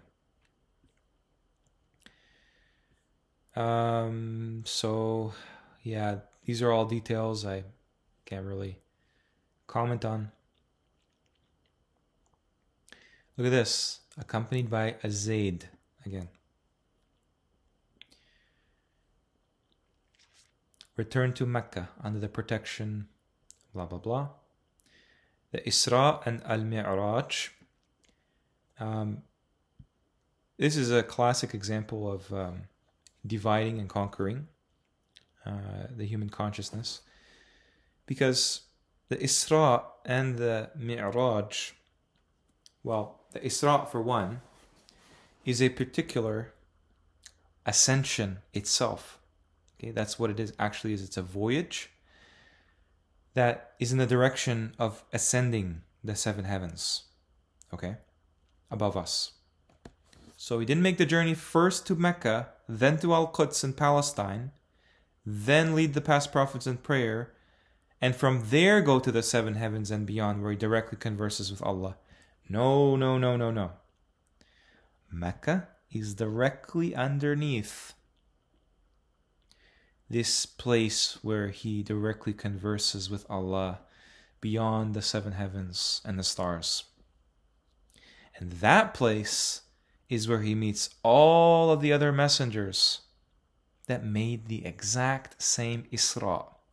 To name a couple of them, Musa, Lut, and those with them. And obviously, Muhammad as well. Okay? It's one journey. It's a journey through the heavenly seas, the high seas, the 7 seas, up. Maryam also made the journey, by the way. And that, because of the direction, is called an ascension. Arij. An arij to the arsh. So we can include another one in there, Yusuf and his two forefathers. Okay? So, a few people from Yathrib, if you want to examine what Yathrib possibly might be, just watch Mecca Part 7, if you watched all the other parts prior. There are some souls from Yathrib, which later becomes called Medina, even though if you go throughout the entire Qur'an, you'll notice that the word Al-Madina, a lot of things happen in Al-Madina. Technically, Mecca itself can be understood to be a Medina as well. In fact, in Saudi Arabia, it's called Medinat Mecca, the province of Mecca for the city of Mecca. The province of Medina for the city of Medina. Medina just means province, okay? So, the Prophet leaves Mecca. Allah grants him permission to migrate to Yathrib. And what's very interesting is, we don't have any understanding of this Abu Bakr character, but clearly there is somebody with him in some kind of a ghar, not a kahf, ghar of the bull. That's what thawr means. And remember that they're heading north, right? So if I'm not mistaken, this ghar, okay, not kahf, ghar, is on the way north from wherever they were. I don't really recall, but I'm just trying to look at things relatively to get a grasp of what actually happened, because they don't make these stories in a vacuum. Okay? So, I really do implore you, if you're not aware of the code names for jinn and humans, to hide what the Quran exposes, please watch the video about the jinn and the ins, and comparing and distinguishing them in the Quran. So when he goes to Yathrib, we'll just call it Medina. That's what everyone else calls it, okay? A lot of stuff happens. Islam actually starts to develop all of its laws, okay? All of its legislation. Nothing on the human side, but on the jinn side, you just get all of the things that you would expect humans in Islam to do nowadays, such as the first mosque or first masjid since the beginning of his prophethood, the first Salat al-Jum'ah,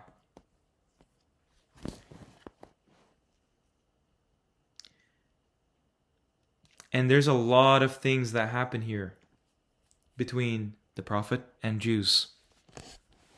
The first adhan, the first call to prayer, right? On the jinn side of Islamic history. This is why the Medina surahs have lots and lots of Muslims. Jinn call themselves Muslims, a portion of them, a large portion of them. So you have to take the word Muslim in plural very seriously. It doesn't just mean humans, okay? Constitution of Medina and treaty with the Jews, all right? Who was he fighting there? He was fighting Jews aligned with polytheists. Qurayshins, Christians, are the polytheists. Jews, Majus, are the jinn. The shayateen from the jinn. The no-do-gooder jinn. But some of them do accept Islam. And this is already mentioned in the Quran, with jinn accepting the message of the Quran. In Surah Al-Jinn, Nafuran min al-Jinn, listening in. And Surah Al-Ahqaf as well. And one of them is a Persian. And I don't have to tell you that Persia, if you watch the Distinguishing Jinn and Ins video, Persia is a code name for jinn history. I'm just telling you like it is. Salman al-Farisi accepts Islam because that's where the actual Persians are. The Ajamis are. Okay? Not Arabs. That's something for humans. The Ajami relates to something else. Okay? Abdullah bin Salam. This is a rabbi. Ahbar. Okay? Rabbis. You can look at what that root means, how it relates to squid and ink as well. Okay? Jews and Persians accept Islam on the Jewish side, the jinn side. The change of the Qibla? There was no change of the Qibla. If you go to the Qur'an, Allah says, the Qibla you were upon. Okay? We made you a central nation, Ummat al-Wasatan. The same ayah says, the Qibla you used to be upon. How could that be a direction of prayer? If you can actually be on the Qibla, upon it. Again, if Mecca is in the center, then from our perspective, the Qibla direction is northwards. And that's what it is. However, that's what it was actually in most times, like Jerusalem. There is no Jerusalem. That's a corrupted word of Dar es-Salam. Okay, that's in the afterlife. There's no Jerusalem. Okay, there's Mecca though. There's a Kaaba for sure. But think about it this way. In the story, in Medina, okay, they have a mosque, they have Masjid Nabawi, they have Masjid Quba, okay? What they did is they never started to pray north like in the times of the Christians and Jews after Abraham, right? They turned back south. And the reason why is obvious. From that Medina, it's north of the center. So that's why they have to face north. Or sorry, face south to go back towards the center. From our perspective, it would be north. It would be towards that area. That's where the center is. More laws for jinn. For these Muslims believing jinn. Fasting during Ramadan. I'm not condoning that this is what actually it means. I'm just saying that this is a symbolic of the jinn having the real laws and obeying. Okay? Like I mentioned in that distinguishing jinn verse ins video, humans are the managerial class. All the messengers are human. And they're practically all from Bani Israel.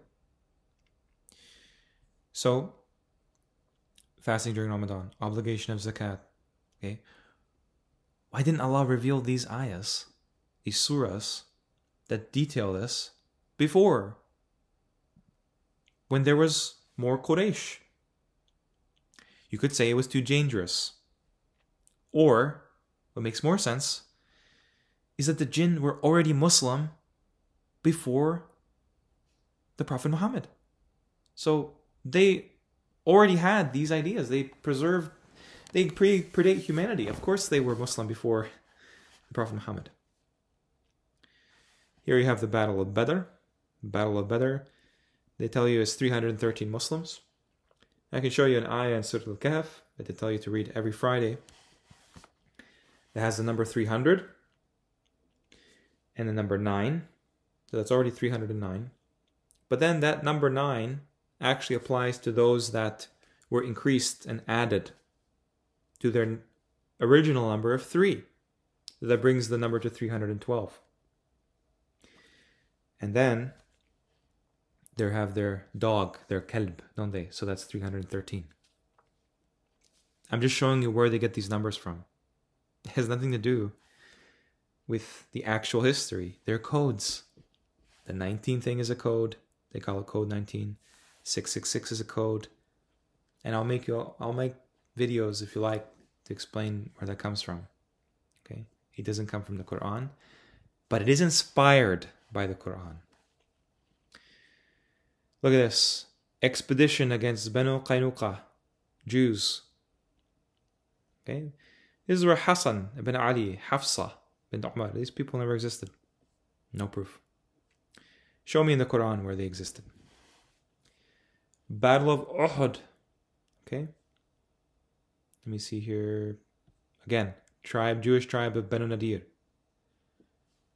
Why are there so many Jews in Arabia? Well, Arabia is represented for us by NASA, a NAS, on Mars. Some original land that is not up there in the sky, it's out there. Outer space, out on the same plane. On that land you have the words Nawa and Saba. Saba would represent Medina. Okay? And it's a jinn culture. Mainly, it's a jinn culture. It's their Medina, their gathering place. Marriage to Zainab. He never married any of these women. There's no polygamy in the Quran whatsoever to speak of. And most of the women in the Quran are not even humans. All these emigrant women and Nisa and all the laws that concern them and all the things that abilities they can do, it's clearly not exclusively human females. I can show you that too. And you talk about Maryam, the most profoundly famous woman from humanity, is part of the Qanitin, not Qanitat. That's why you have in the Quran Muslimin and Muslimat, Mu'minin, Mu'minat, Qanitin and Qanitat, Sa'imin and Sa'imat. You think that's just men and women? Or are they gender roles for humans and jinn that believe? Okay? Treaty of Hudaybiyah. So now we're getting into the return to Mecca. But what's interesting here is in this particular Medina, I don't know exactly how the progression of this history aligns, exactly with what the Quran says. But clearly it didn't happen where they did. It didn't happen when it did. It didn't happen with the actors it did. And it didn't happen with the conditions that it did. So the whole thing is just playing at details, truly. Invitation to kings and world leaders. Look who he writes letters to.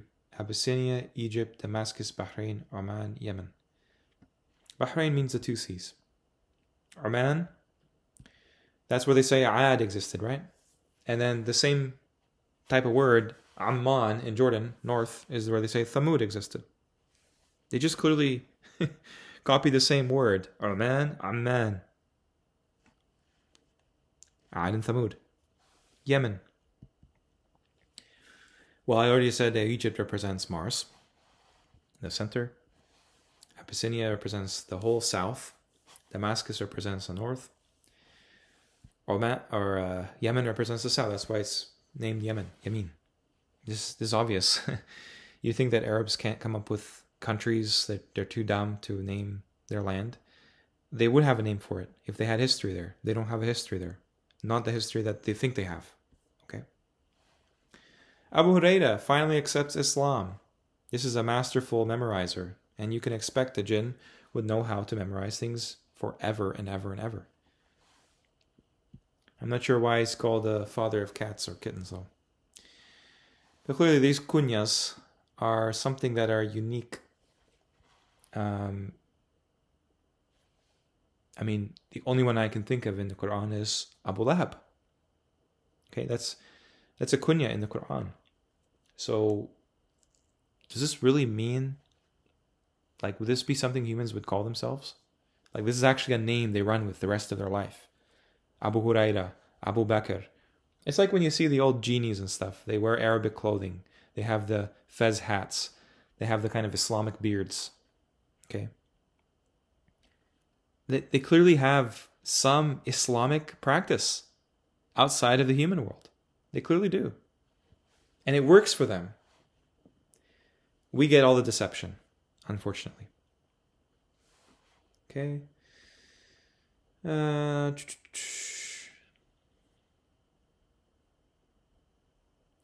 Expedition to Khaybar, the last Jewish stronghold around Medina. Poisoning of the Prophet. Poison is related to jinn, actually, because samum comes from the word sam. Poison, venom. That's why al-jan is compared with a snake. Okay? They have venom. I'm not saying that it's impossible to accept all of this to be true. I'm not saying that. I'm saying that all of it can't be true. So if any piece of it is wrong, then you're saying God's story is this pathetic attempt of this microcosm of world history that barely made a dent in anything. It's actually a secular history. That's what this is. There are no signs. There is no connection to this at whatsoever. 1400 years ago is a code word. You really think you lived that long? Do you really think the people that are the 44th direct descendants or 40th direct descendants of the Prophet Muhammad, allegedly? You know how long a generation is? 20, 25 years? Do the math. It's not 1400 years.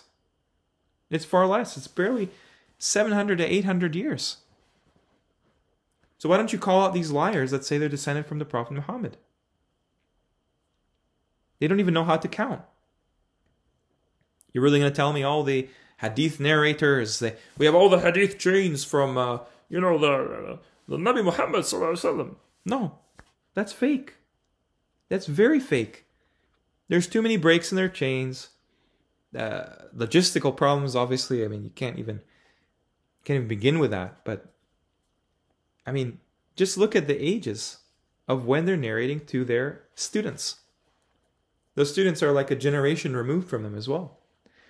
And sometimes, if you really study those chains and you look at their birth dates and their death dates, the student passed away or wasn't even born by the time like 100 years after his teacher died. So they never met each other, clearly. When you find holes in the narrative, that means the whole thing is wrong. Okay? So then we get the conquest of Mecca. Okay? The Muslims conquer Mecca, Kaaba is cleansed of all the idols, tribe of Quraysh surrenders, most of them convert to Islam. Hallelujah! Alhamdulillah! Why do the Medina surahs continue? Well, apparently there wasn't much going on because after the conquest of Mecca, there's a few other battles. Apparently he has a son called Ibrahim as well, from Maria the Copt, which Copt is the word for Egypt, but you reverse that, it means Qutb. That's the pole, right? The central pole of the worlds, right? That's why it's represented with Mars and the Arctic. Alexandria, Antarctic rather. Alexandria, Al-Aqsa. That's what we call our personal assistants, Al-Aqsa. That's what we call Alaska, Al-Aqsa. Near the north, near the sides of the north. Battle of Hunain, siege of Ta'if. All the Arab tribes pledge their allegiance. That would be the other humans, by the way, other than Bani Israel. All the other Arab-speaking humans. Outside of Bani Israel, which is us. And the Najashi, king of Abyssinia, dies. Not much happens. He just has one Hajj in his life, the Prophet Muhammad. Just one. Even though he's from Mecca. And what's interesting too is that the Prophet performs his one and only Hajj, and on the day of Arafah, a Friday, you guys are going to be absolutely shocked what this actually means. Because these words are twisted from the Qur'an. And it's going to be an absolute pleasure to pull the rug underneath these deceivers.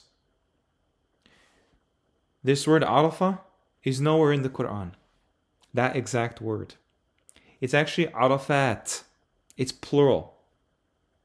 Which implies there's more than one Arafah. And this Friday is something more than just the day of the week. Every 7 days. Okay? The word Hajj even implies way more.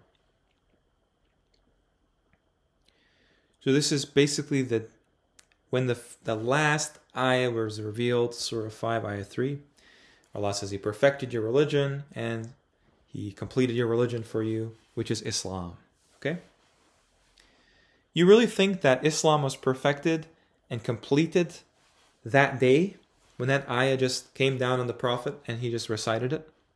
You really believe that? 1400 years ago. That was the peak of Islam. Absolute nonsense. That's not what the ayah talks about. They actually want to historicize this Qur'an to the very far reaches of the past. And throughout the translation of the Qur'an, nothing could be further from the truth. Prophet's buried. And then we have this period of time. Very interesting, actually, because apparently the Qur'an was never gathered at all in the lifetime of the Prophet. And look who does the gathering. This person called Zayd. This is a different Zayd, Zayd ibn Thabit. Not to be confused with Zayd ibn Harith. Not to be confused with Zayd ibn Ali.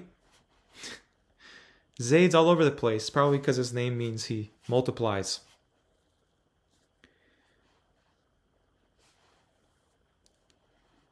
We have no history about Abu Bakr, or Umar, or Uthman. Okay? What they're trying to say is that the Prophet did his job, and he didn't even finish the job.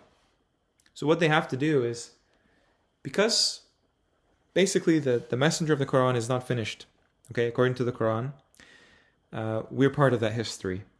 Yep, that's right. Me, you, all humans on earth right now, for the time being, are part of the history. What the Quran considers history. And we'll talk about that in another video.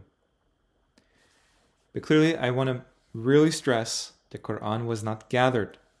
The Quran was a written message.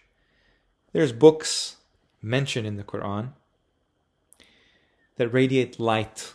If you don't believe that, please find another channel to listen to. I don't have time for games. I am specifically interested in disseminating what the Quran says. Nothing more. Illuminated manuscript. Kitaban muniran. That doesn't mean an enlightening book, except that light comes from it. We're talking about the Quran having an actual function on its master copy. We'll talk about that in a bit. So, look at this. Invasion of Iraq. We had a version of that in 2003. Invasion of Syria, which is also called Asham. Damascus is Asham. We had a version of that in 2011. Okay? Do you not see that this is their story? So they can do whatever they want with it. It's their Kabbalah. Whatever happened after the last reset, after the messenger went on his hiatus period, other prophets have done the same thing. So of course you can expect he would too.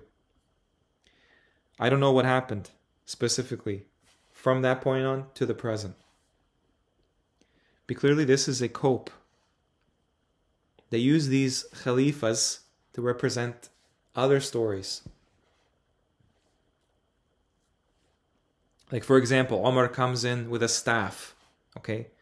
He liberates the Holy Land. He's an eloquent speaker. That's why his name is Khattab. Like an orator. Who does that remind you of? Musa. He's just an archetype of Musa. Carries a staff, liberates the Holy Land for the Jews. Even the hadith actually see him as the status of a prophet. Like they have allegedly the Prophet Muhammad saying that if there was a prophet after me, it would be Umar.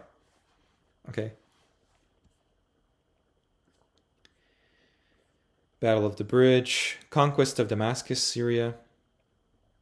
Okay, then we go on. Then we go to Qadisiyah, victory against the Persians. There's a lot of talk about a possible war with Iran for many, many, many years. And I wouldn't put it past them to actually coincide something with Iran relating to something with Al-Quds, what they call Jerusalem today. Okay. By no means does that represent the Holy Land whatsoever. There's a Hijri calendar. This is what you have to deal with that.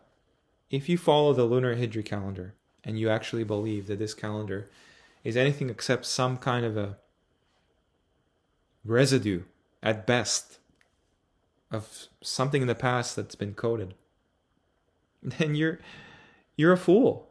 You're just a fool, because this is not even implemented by the Quranic period. This comes after. You're using the Hijri calendar to figure out Ramadan, to figure out like practically all of the history. It wasn't even, was the Prophet even aware of this lunar calendar? Absolutely insane. Even the Quran tells you to use the sun and the moon for reckoning. What does that imply? You know, you have the word for calendar that's used now, taqweem, and it's mentioned with the creation. Adam al-insan ahsana taqweem. Why not put calendar in there? Or calibration, or something that resembles the taqweem hijri. No, they don't want you to know the full story. They just copy and paste, and they push you away from the Quran. Say, you don't know what you're talking about. Don't listen to this person. Don't do this. Anything to drive you away from the actual story. Fortunately, I'm not in the business of dissuading people away from the Quran. So, conquest of Egypt. This is probably reminiscent of the conquest of Mars, Misr, Qahira. Just watch part 7. Not sure what Azerbaijan refers to, but what's interesting is Omar is actually stabbed by a Persian called Abu Lu'lu'. Imagine, his name is Abu Lu'lu'. He's named after a thing in the sea, which, if you don't know by now, the sea is reminiscent of jinn. It's a symbol for jinn because they have a world that's lower than ours, lower than our level. That's why it's called the nether. It's a lower world. Okay? Lu'lu' means pearl. In Zoroastrian or Persian, Zoroastrian is just the word for majus. Majus is that's not a human terminology. That's a jinn designation. A poison dagger, again. And the poison dagger is what every Shia in the world carries. Yeah, they don't know this, but that poison dagger is in the shape, I'm going to show you right here. They call it Zulfiqar. I challenge every Shia to show me the authenticity of this. This batil. You're going to tell me this forked tongue represents anything to do with the righteous people in Islam? This looks like the tongue of Shaitan, the forked tongue of NASA, the poison dagger of Majusi jinns. Zulfiqar, do you even know what that means? Do you know that root is related to poverty, right? The thing that Shaitan threatens you with, eh? You know Ali, always called the Lion of God, Ali, the Most High, Aliyan, just like Shaitan sitting on his little rock somewhere up there. You guys are lost. You're really lost. You lost the plot. There is no Ali. There is no Mahdi. All of that is post-extra Quranic confusion. Congratulations. Yeah, so I showed everything I wanted to show pretty much from this. Okay. Uthman is just like a That's something that they just show with Ottomans, and Ottomans are just Romans. Romans is what the Quran actually covers. Byzantines and Persians, Ya'juj and Ma'juj, Crusaders and Mongols, two different Mongols attacking from the east and the west. The Quran just goes straight to the point. That's it. No batil necessary. But it's interesting to study because it kind of shows you what they tried to attempt to do with humanity that's slowly kind of disintegrating now. So, let's go on to this. What does it mean that the book comes alive? Why do they tell us that the Quran is abrogated? And abrogated basically means written down, transcribed in this analog copy that everyone has today of the real book. There is a real book that has the same information and it actually affects the world.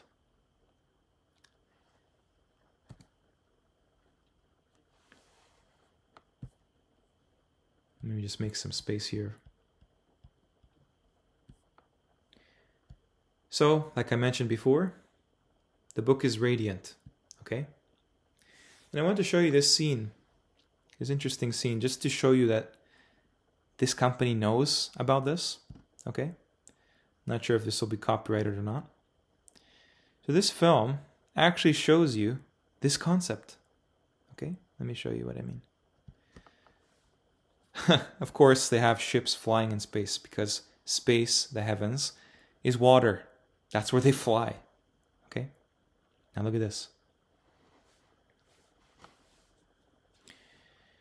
This is actually not a scene. It's actually on the pages of a book held by a child, okay? Now I just want to show you something.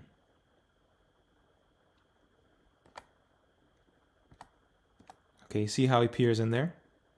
So he's reading this book, and it radiates light. It looks just like any other book, but it radiates light. That's what the Quran calls kitaban muniran. That's what the Quran represents. The actual Quran, that we have this transcribed, written, analog copies.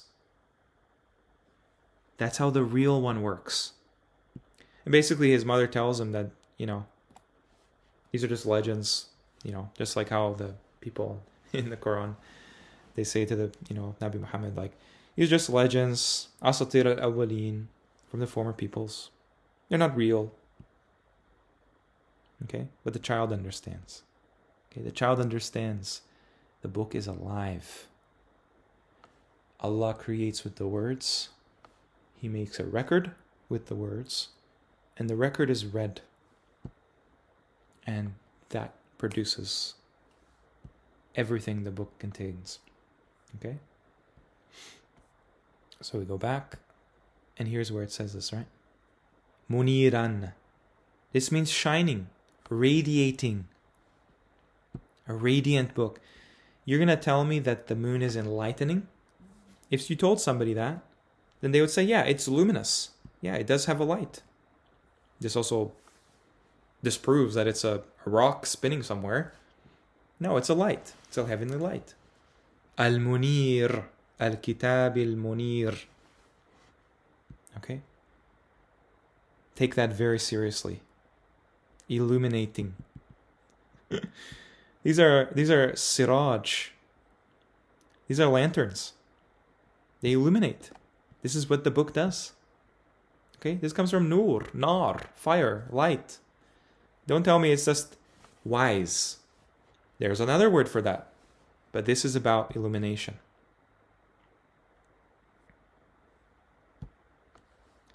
Like I mentioned, like the film was Treasure Planet. What is the treasure in the Quran? What do you think it is? I mean, I can imagine it could be all kinds of riches, right? Well,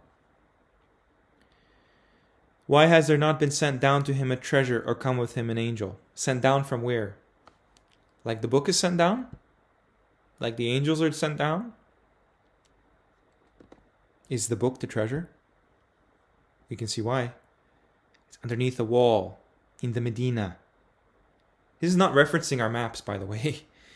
There's no wall. They make fake walls like the Berlin Wall, the Great Wall of China, the Iron Curtain. They make all kinds of things for this. These are code nerds. Code words for the real thing. If you're patient and you endure to the end, I guarantee you, by Allah, you'll see it. But first, you need to prove to him that you believe it. They extract their treasure, these two orphan boys. What is the treasure? Something that comes down like angels.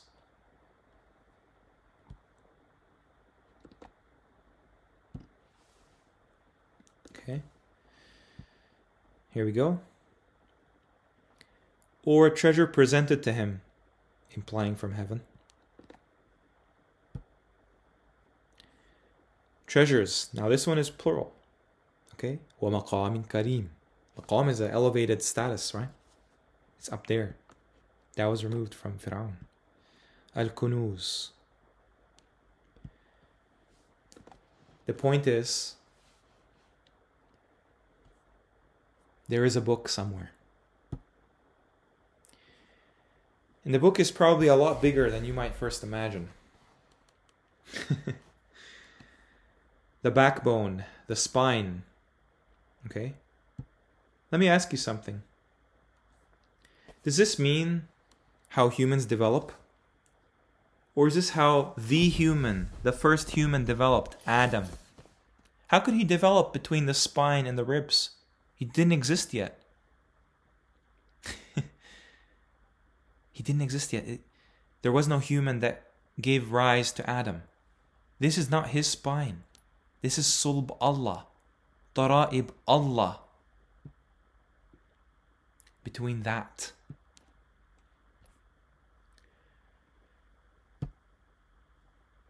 When I go to that root, okay, Sulb,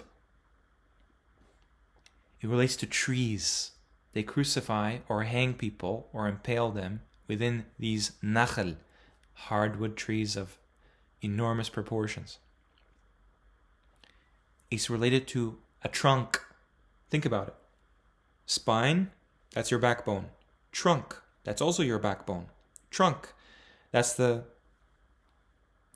what you call the part of the tree. It's called judh'. Judhu' an-nakhli. They use the word trunk here. Trunks.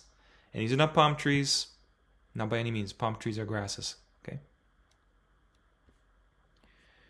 Why does Allah discuss one particular spine or trunk in the universe where Adam was made between?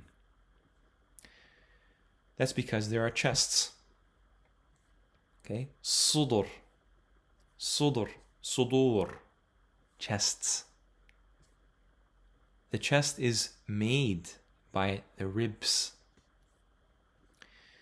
And what's interesting about this is that you have 7 true ribs in human anatomy. Why do you think the human form is compared to the heavens? Right? Because it relates to the heavens. And I'm going to show you why. So we go to the ribs. This is the human rib cage. Pay close attention here. This is the trunk. This is the ribs. Between this and this. Okay? This is the navel. Alright? Navel of the worlds. This is the navel. This is a trunk. Looks exactly like the Egyptian column or pillar, Jed. Perhaps that's where Judi came from in the Qur'an. These are the ribs. What does this shape look like in every single human being? What does it look like?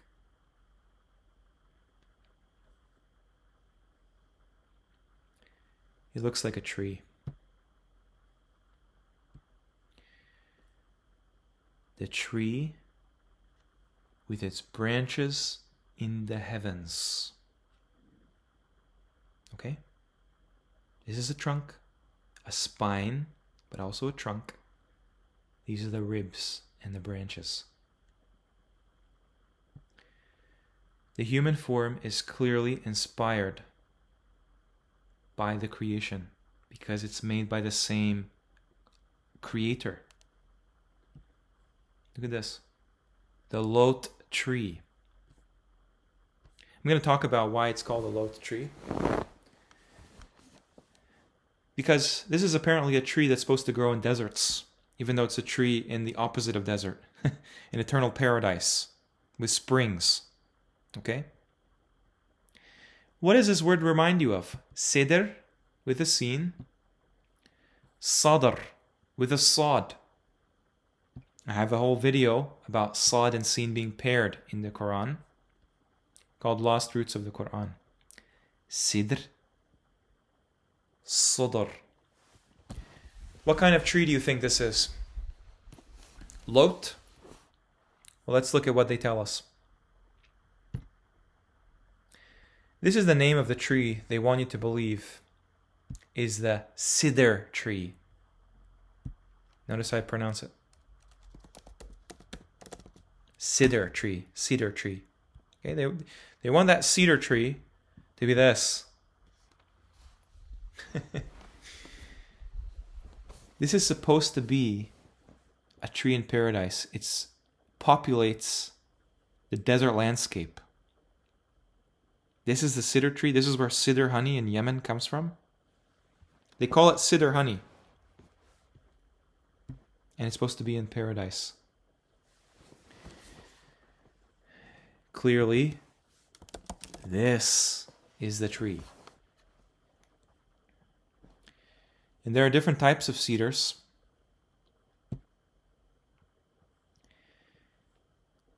Cedars of Lebanon. That's why they would put it on this flag, right? People who make countries, they know a thing or two about symbols and what they represent. Cedar, sidr. In Turkish it means cedar. In Azerbaijani it means cedar. In Persian it means cedar. But apparently in Arabic it means the lot tree. And the funny thing is that apparently Arabic got the word arz to describe the cedar tree.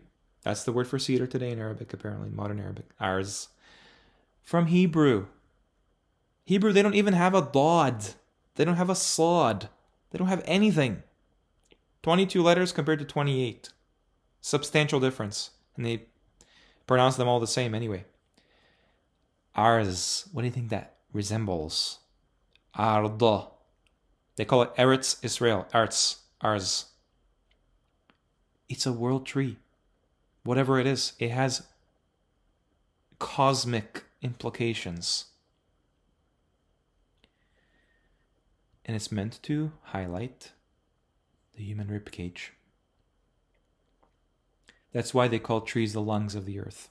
Okay? Even the pathway, I mean, Tawd al-Azim. I'll talk about that in another thing, but this thing here is what they tell us it is. It's called Christ's thorn jujube. Okay?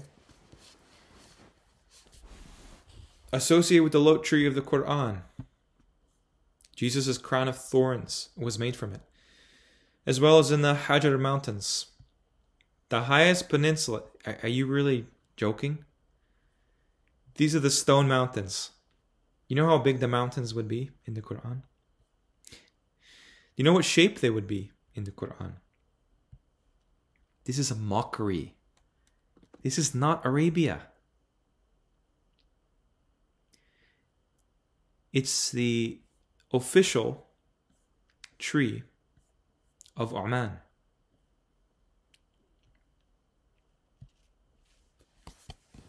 I'm pretty sure it is. No, I lied. Excuse me. It's the national tree of Qatar and the symbol of the Araba. This is what this means in Hebrew. Arbata, dry area. How despicable. There's a tree called the Arabot in Hebrew. That one is a willow tree. My point is, it can't be this. And Qatar is a fake country, just like Bahrain. Just like, this is a word for the أقطار السماوات والأرض. أقطار. قطر. Something that divides the earth, the land. They like to have these code numbers as well everywhere, right? Didn't even notice that. Bahrain, 2 seas. There are no 2 seas in Bahrain. There are 2 seas at the end, the borders of the earth. Dubai. What does Dubai mean? Dubai is just, that's not even an Arabic word, Dubai. That's just a French word. They just say it's the Bay. They didn't even bother to give Dubai a Arabic word. Okay? That's why it's a national tree of Qatar. What's interesting too is, well, I'll save that for another time, but we go to the navel. And this is what these Freemasons that wrote these translations like Sahih International actually believe. Okay? I showed this before. You have the navel. You have a tree. Okay? You have some kind of barriers, mountains, whatever, of ice, or doesn't matter. You have the roots reaching down to asli. Okay? Usul. Firm. You have the 2 angels left and right. That's what this represents. And look beyond the picture. It's a navel because this is the human cosmos. The cosmos is supposed to be symbolizing the human form. That's why they put it at the level of the navel, for the center of all the cities. All the mada'in. There's more than one Medina in the Quran. So why do they only talk about one? There's al-mada'in. 3 times mentioned in the Quran. Okay? Beyond this is the chest, if the navel is here. That's probably why they have that hadith that says that whatever is below the Ka'bayn, not your ankles, the Ka'bayn is in hellfire. Because it would be. It actually would be in hellfire. If you're to use the human body as a relative, space and time. Look at this interesting thing. This is supposed to be life, right? Hayawan. You don't have to be an Arab speaker to know what that means. That means creature. That means an animal. That means an organism. That's why I titled this The Organism. Al-Hayawan. Alif is hayat. Okay? It's mentioned here. Hayat. This is life. Okay? وما هذه الحياة الدنيا إلا لهو ولعب وإن الدار الآخرة هي she الدار الآخرة لهي الحيوان. Look at what this word means. Creature, organism. He uses for an animal. He uses it as an insult. Allah's telling you it's a hayawan. That's what it is. It's not just life. Don't lie. The Kaaba. So usually the word Kaaba encapsulates a shrine. Okay, that's why they have it here, shrine or focus of interest, or a cube. But clearly the word for cube is something else, because it's incorporated into the root. Okay, now look at the root. The root is Kaaba. Okay, let's go down here all the way. So they love to just take liberties and imagine fully breasted women and virgins in paradise with large swelling breasts, bosoms. That's what they call this. Okay, and there's probably a Kabbalistic reason to that, but my point is that's not what it is. Kaaba. So this word Ka'b is usually translated as ankle or heels, more so ankle. People falsely believe that that has to do with their ankles, even though Allah would say Ka'baynakum, your 2 ankles. It's al-Ka'b, al-Ka'bain, the two ankles. Ka'bain Allah. Okay? This word doesn't mean Kaaba, but clearly it's in the same root in the Qur'an's usage of the root. So it has to be taken seriously.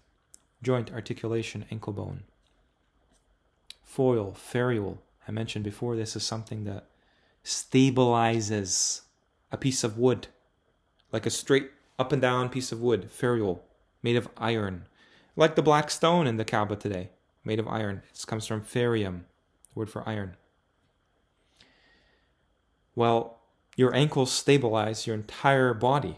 So of course it has the same function, probably got the same name. They have it here as cube, but I'm going to show you what the word cube means. Not cubic structure, not cube.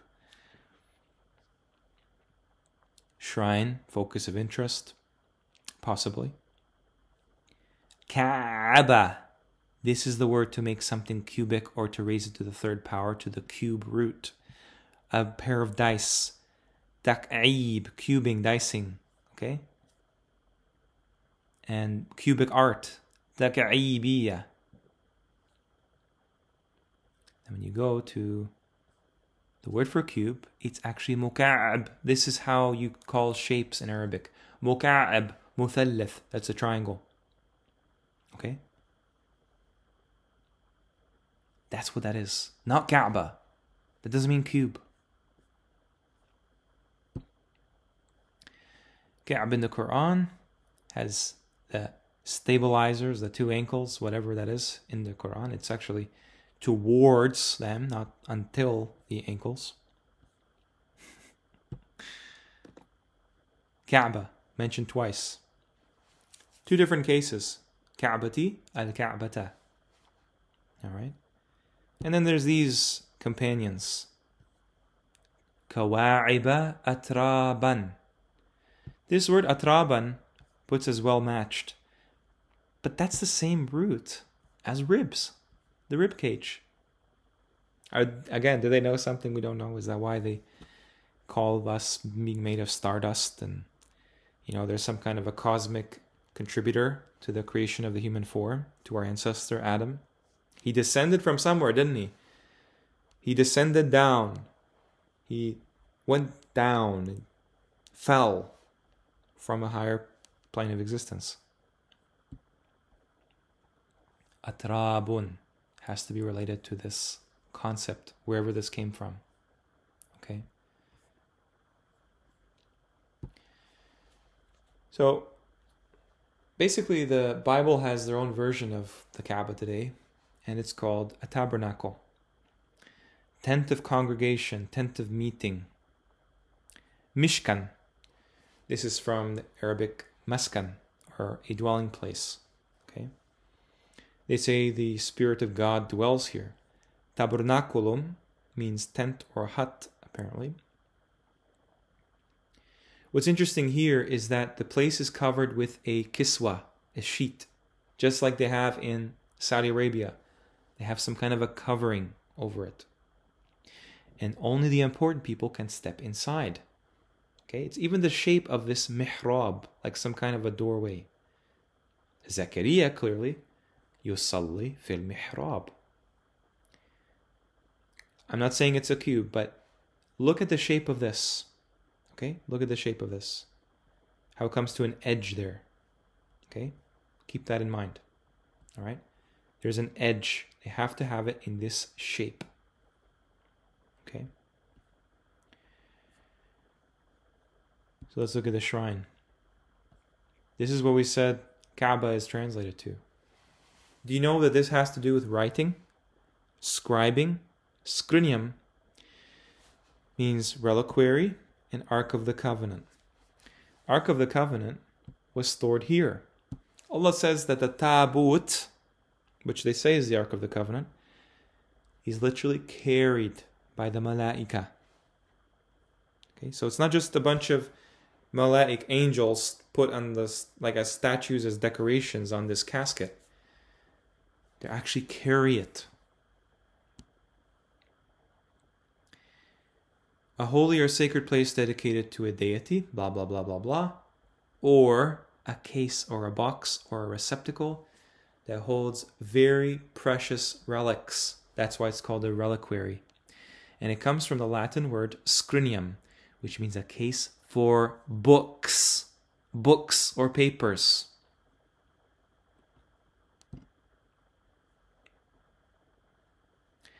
A case or chest for books, a portfolio, a desk for writing, archive, notation, notary. That's what a shrine is. It's supposed to have something of value related to writing. So then we go to the book. The reason I picked this series of images is to show you the shape of something. Like what they show this, the shape of it. Okay? Do you know that this part of a book is called a spine? Okay? What would it mean if Allah made a book as wide as the heavens and the earth? Just probably the same shape of it. Let's just imagine for a second. And that book is read. Allah narrates in the Qur'an. Doesn't that mean whatever is up there, it will come into effect down here? Is this what is sent down? Is it an entire plane that the book is transmitting down to us? Is this how the book itself lands on us? Anzal. That's a landing, isn't it? Manzil. Manzil is a landing place for Noah's vessel, isn't it? His ark. Pay attention to the shape. Allah describes Jannah. Khayam. Khayam. Just keep that in mind. This is the box where the law, the written 10 Commandments, the revelation, basically the scripture, the book, is stored. They even have something like this already.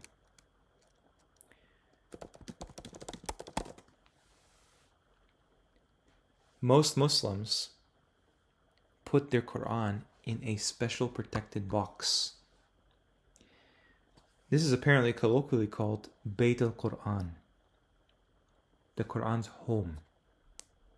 This is functioning as a shrine, as a reliquary for probably the most priceless possession you can own in this life. The Qur'an's words of the Creator. Carefully protected, sealed in its own house, its own Kaaba. Okay? They even have one here that's in the shape of a Kaaba. They even have one here that's in the shape of a Kaaba. Have one here that's in the shape of a Kaaba. Christians do the same thing. Like, why do they like the Kaaba? They love the Kaaba. Isn't that what it is? Isn't this something of a tabut for the words of Allah? Okay? That are a light. That's why they describe the Torah has light in it. Nur and Huda. Huda is guidance. It guides you to where you need. وَقَالَ لَهُمْ نَبِيُّهُمْ. And this is the actual, right? This is why they call it in the tabernacle in Hebrew, maskan, because it comes from this word sakina. Sakina is related to something that dwells in something else. Okay? Even the word for knife is thrust into somebody. It dwells in the person it's stabbed in. Okay? A resting place. Baqiyya, a remnant, something that remains, lasting. Alu Musa wa alu Haruna, the malaika. Tahmilu, this is the word for carrying a load, a burden.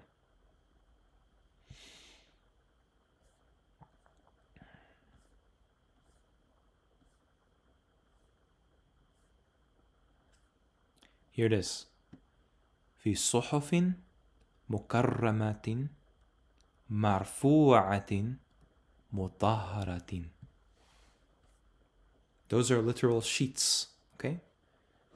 Honored, exalted, elevated, purified. And who is it in the hands of? Safaratin. This is why the Jews, they are given this religion by shayateen, much like any other religious, organized religion. Because the malaika are the ones that are carrying this, like I showed you in the other ones. These honored, purified, elevated pages, leaves, folios, whatever you want to call it. Illuminated manuscript.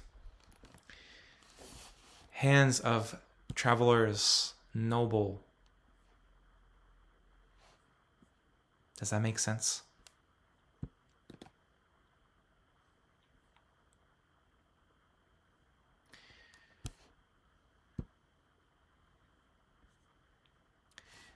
Allah talks about something called al-Kitab. Al-Kitab. Makkah is a belly. بِبَطْنِ مَكَّةٍ. Right? بِبَطْنِ Makkah. And Baka, which is probably where we got the word book. Baka, book. Bukiyan. Bukiyan is related to the root for Baka. Okay? Makkah to Baka. Ma. Baka is related to deliverance, like a child is delivered. The earth is delivered. Baka is an offshoot. It's something that came from the mother. al-Qura, al-Kitab. The Ummi Nabi. Wasatan.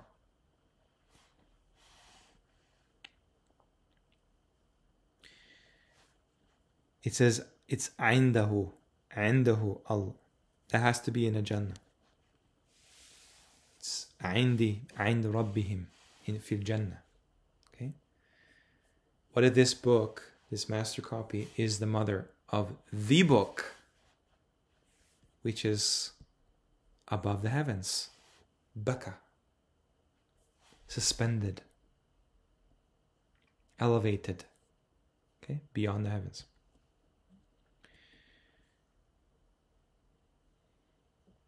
الكتاب لدينا لعلي حكيم. Just showing you this. And then we get the heart. Okay? The heart of something. The folding of the heavens. And the word there is a scroll. It's a books. Books in there. Tuwa. Ever wonder why it's called Tuwa, this place? It's because it's related to the folding of the universe. The folding of the heavens. It's right here, Natwi. Yawma Natwi as-sama' كطي السجل سجل الكتب كما بدأنا أول خلق نعيده. I wish I could explain to you guys how profound that is. I just don't have a lot of time. كطي. Again, same thing. Same ayah. مطويات. Heavens. Alright? What is being folded of the heavens? Clearly something.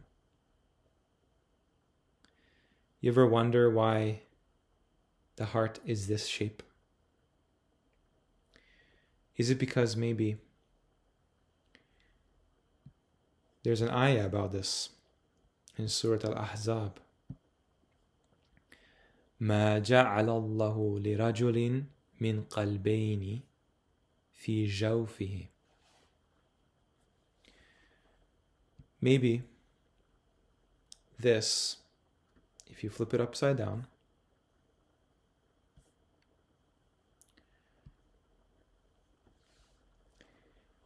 maybe there's something going on with the common words we use for books, for the human anatomy, for trees, which books are made of today. And yeah, I just find it interesting, like, perhaps the reason why we have the heart like this is because it's actually two halves merged as one.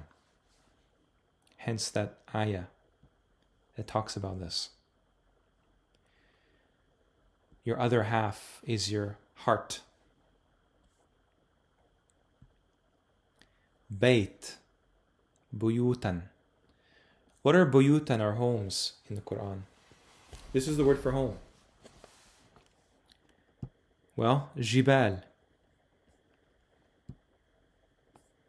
Okay, jibal.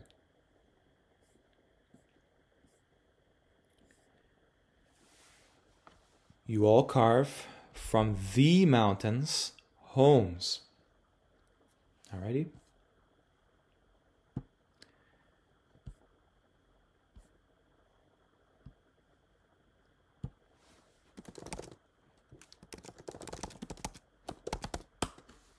The mountains are shaped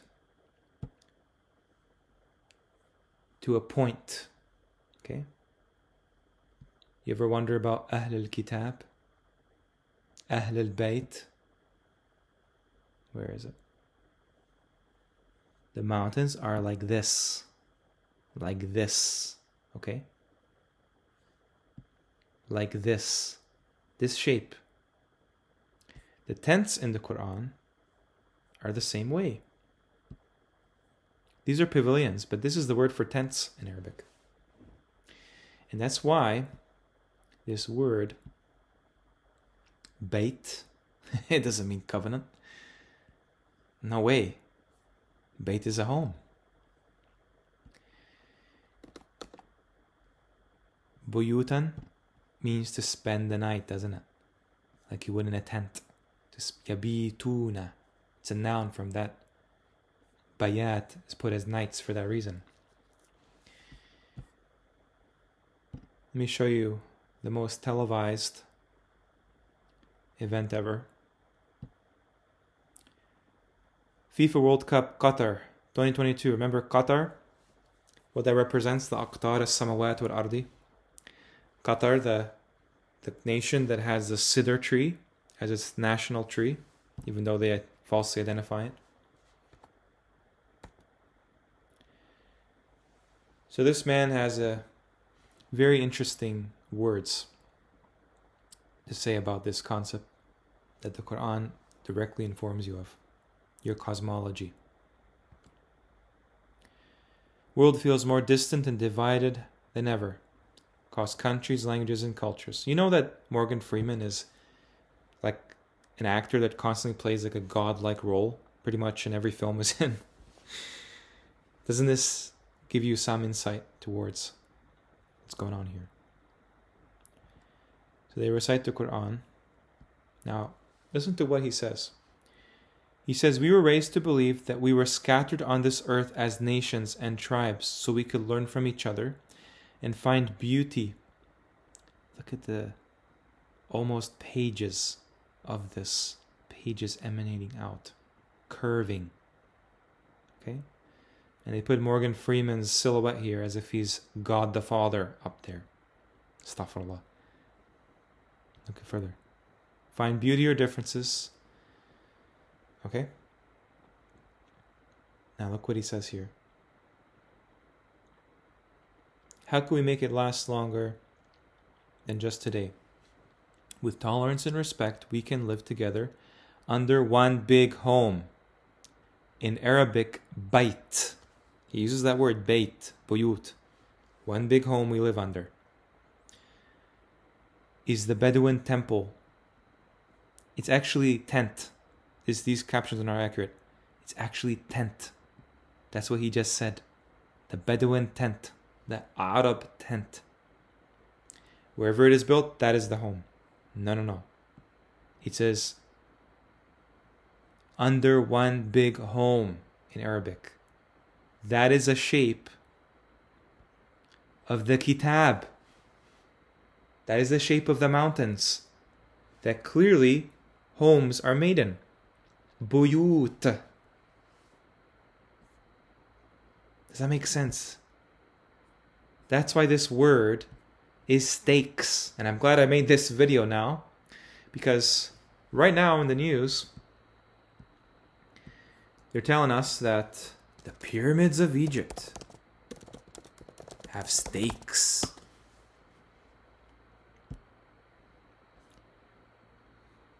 Let me find it. I think they just call them underground. Okay. New discovery in Egypt. Hidden tombs. Massive tombs. Look at them. Stakes. That's what they call them. That's what the Qur'an refers to the mountains. Jibal, not pyramids. Wal jibala awtadan.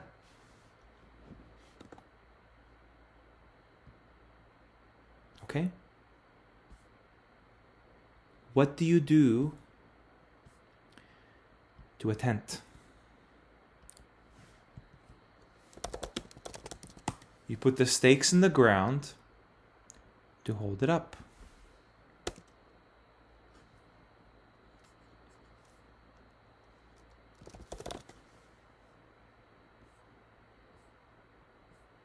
Okay, so this is the tent, and these are the stakes. They hold it up. The book. The book. Okay, the same shape as that tabernacle, as this. Okay, it's also held down by stakes, but these are small things. We're talking about the whole cosmos. Okay, the pyramids are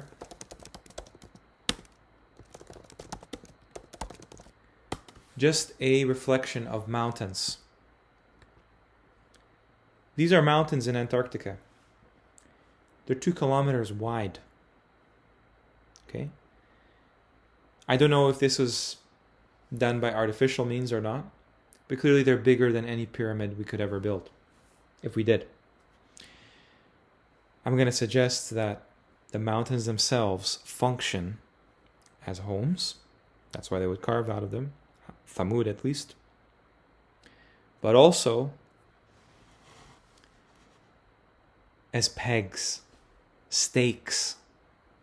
That's why Fir'aun is called bearer of the Autad.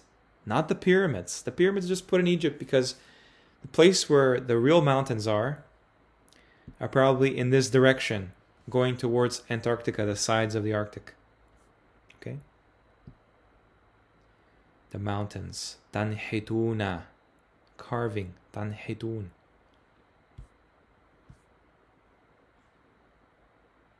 Buyutan. Buyutan. Buyutan. Every time they carve from the mountains, they make homes. Right? So that brings me to this. What is a recital? This is the word they use for Qur'an, the recital. What is it? What is it? It's a repetition of something that has been memorized, a rehearsal, a narration, the practicing of something which is to be performed before an audience. That which is recited, a narration, account. A recital is also a performance by the person that performs. This is why the Qur'an is said to be abrogated by these shayateen. It's not. It's just written down. The book comes alive during the recital. The kitab comes alive. You hold the kitab right now. When you read the Quran, that's a symbol of the meaning. That's why it's called the Quran and the Kitab at the same time. You are reading this Kitab, but because it's just a copy, because the ayahs are in the written form now, abrogated, quote unquote, to a later date when the ayahs are in the horizons, when the ayahs are around them, when the ayahs are over your head, when the ayahs are within your body, when the ayahs are literally perceived exactly as they are for the conditions of the earth at that time. You still think that this is just a book and you just perform rituals in futility, have no value and no actual effect on the world. You still think that. Just rewatch this video or go somewhere else. The reading,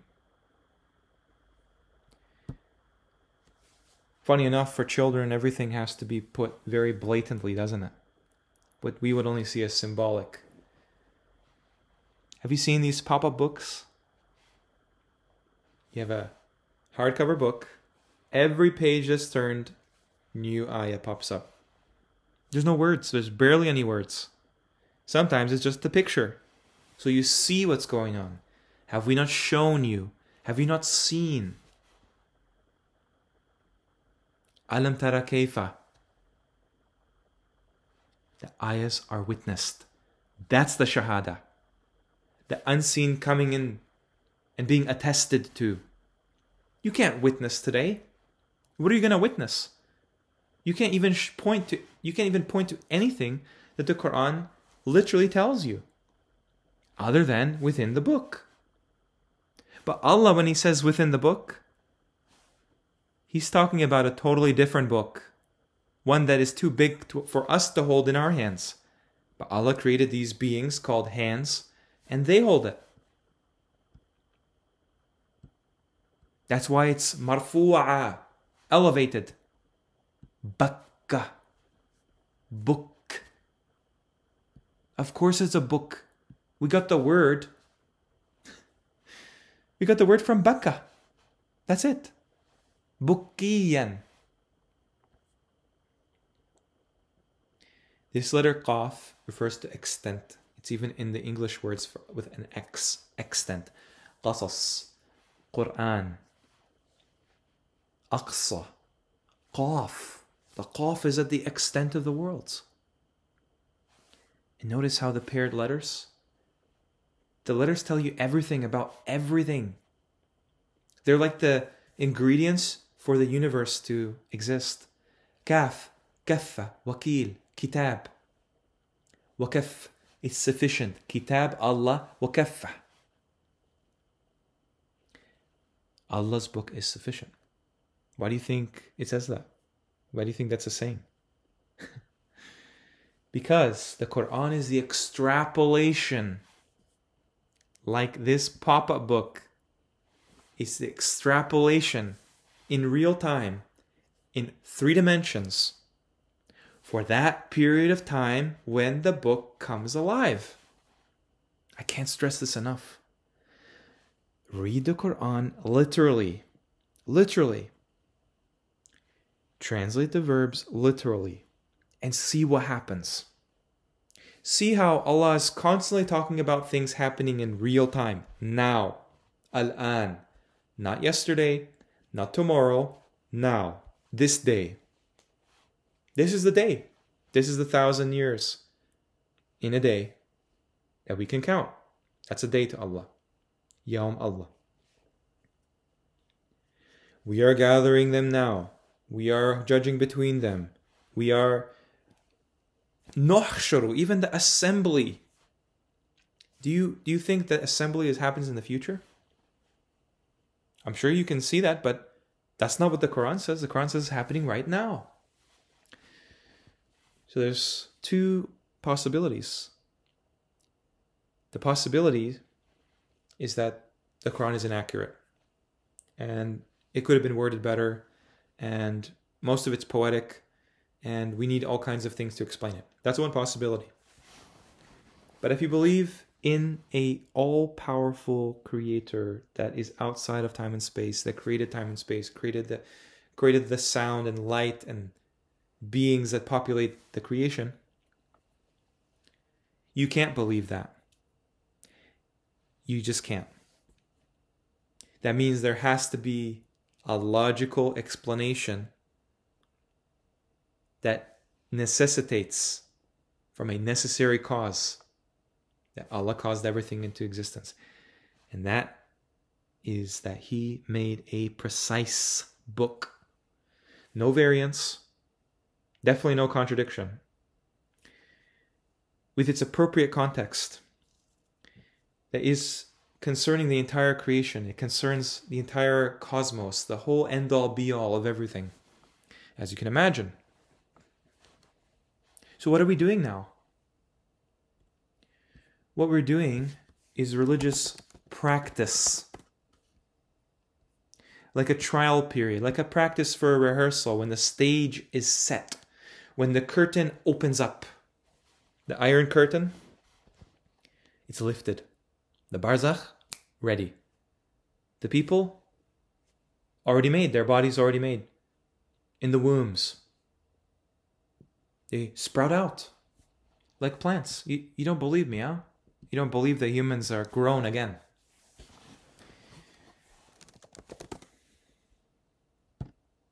This is the word for plants and vegetation.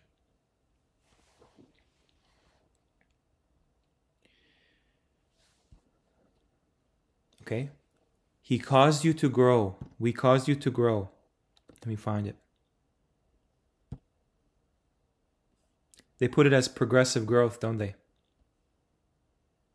It's plants. أنبتكم من الأرض نباتا. Trees are definitely the most referenced plant in the Quran. And trees grow on these things called tur, mounts. Okay? Let me show you this. Mount Sinai. There's 2 Mount Sinais in the Quran, by the way. Turi Sina. Let me show you this. This is a mount, nobody can deny, and a tree springs forth from it. Nobody can tell me where this tree is. It's not in Arabia, it's not Mount Sinai, it's not in Egypt. It's not anywhere, because it's not on the map. A tree springs forth, discharges from this tur. Okay? Guess what? Allah made you that already. This is the plural of tur, mounts. These are not stages, these are mounts. The whole root is used as mounts. You're already made as a plant. And again, why would this be in past tense? Clearly everybody was born from the womb of their mother. At least in this day and age. I'm not talking about Adam or Isa. Doesn't that mean we're in the history of before the book is like this? The earth is remade. It's originated again into a new creation for all of humanity. This is the whole ayah. وَقَدْ خَلَقَكُمْ أَطْوَارًا. This is Nuh's words.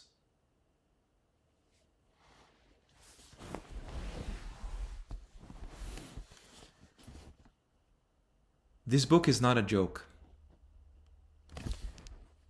It's not for your practicing, repetitions, mindless repetitions. Practicing for what? Are you really practicing for what Allah says is the deen? Yawm ad-Din? Do you think that's just a trial? No. You don't think it's just a trial because you know that doesn't make sense. You know that Yawm ad-Din is not this formal gathering because I have news to send in another video once this one is done. I'm glad it's this long because people really need to digest this a lot, desperately. Yawm ad-Din is for the deen. So what we're doing now is just a preparation for that. That's what rogo means, from the word abrogation. Inquiry, interrogation, prorogation, abrogation. Nasakh is what we have now, the Qur'an. There is no way anybody can convince me what Allah, the one who created me, actually says. There's just no way. We live in a symbolic world for something that is coming. Something that's already talked about in the Quran as if it's already here. So you have the script for the play, and now you're just in the backstage. The set is not yet built. We've just entered some kind of a hiatus before the signs come back. One by one, exactly like they tell you in hadith, where they say, يَوْمَ تَقُومَ السَّاعَةِ. It's always تَقُومَ السَّاعَةِ, never مُرْسَاهَا whatsoever.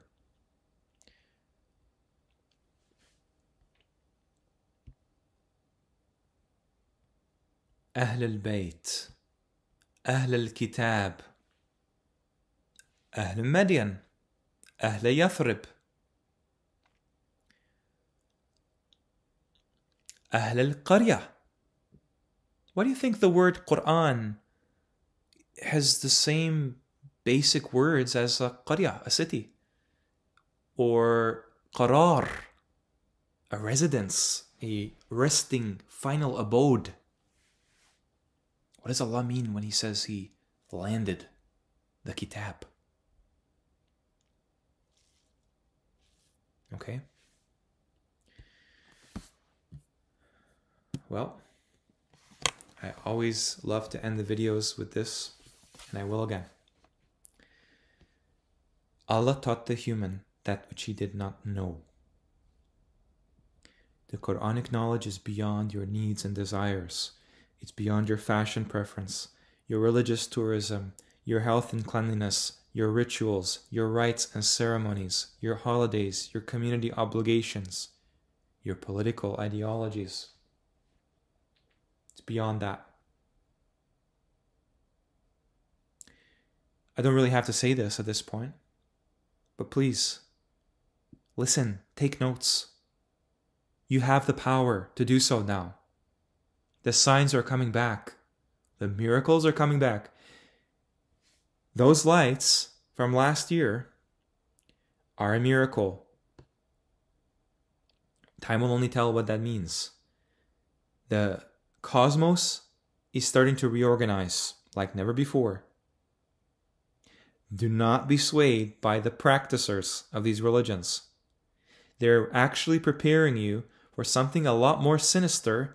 And because they're such helpless fools, they don't understand what they're doing. They don't understand what it means. I know. I have a pretty good idea. That's why I don't do that. Because I know that this book transcends all those pointless human exercises and futility. That's at the very least. I can't even begin to talk about how corrupt things are, but keep this in mind. You're a human being. You are a descendant of those that spoke directly to Allah. Imagine what He has in store for you if you truly hold His book to full weight and loftiness it deserves. Just keep that in mind. And with that, Assalamu alaikum. Peace.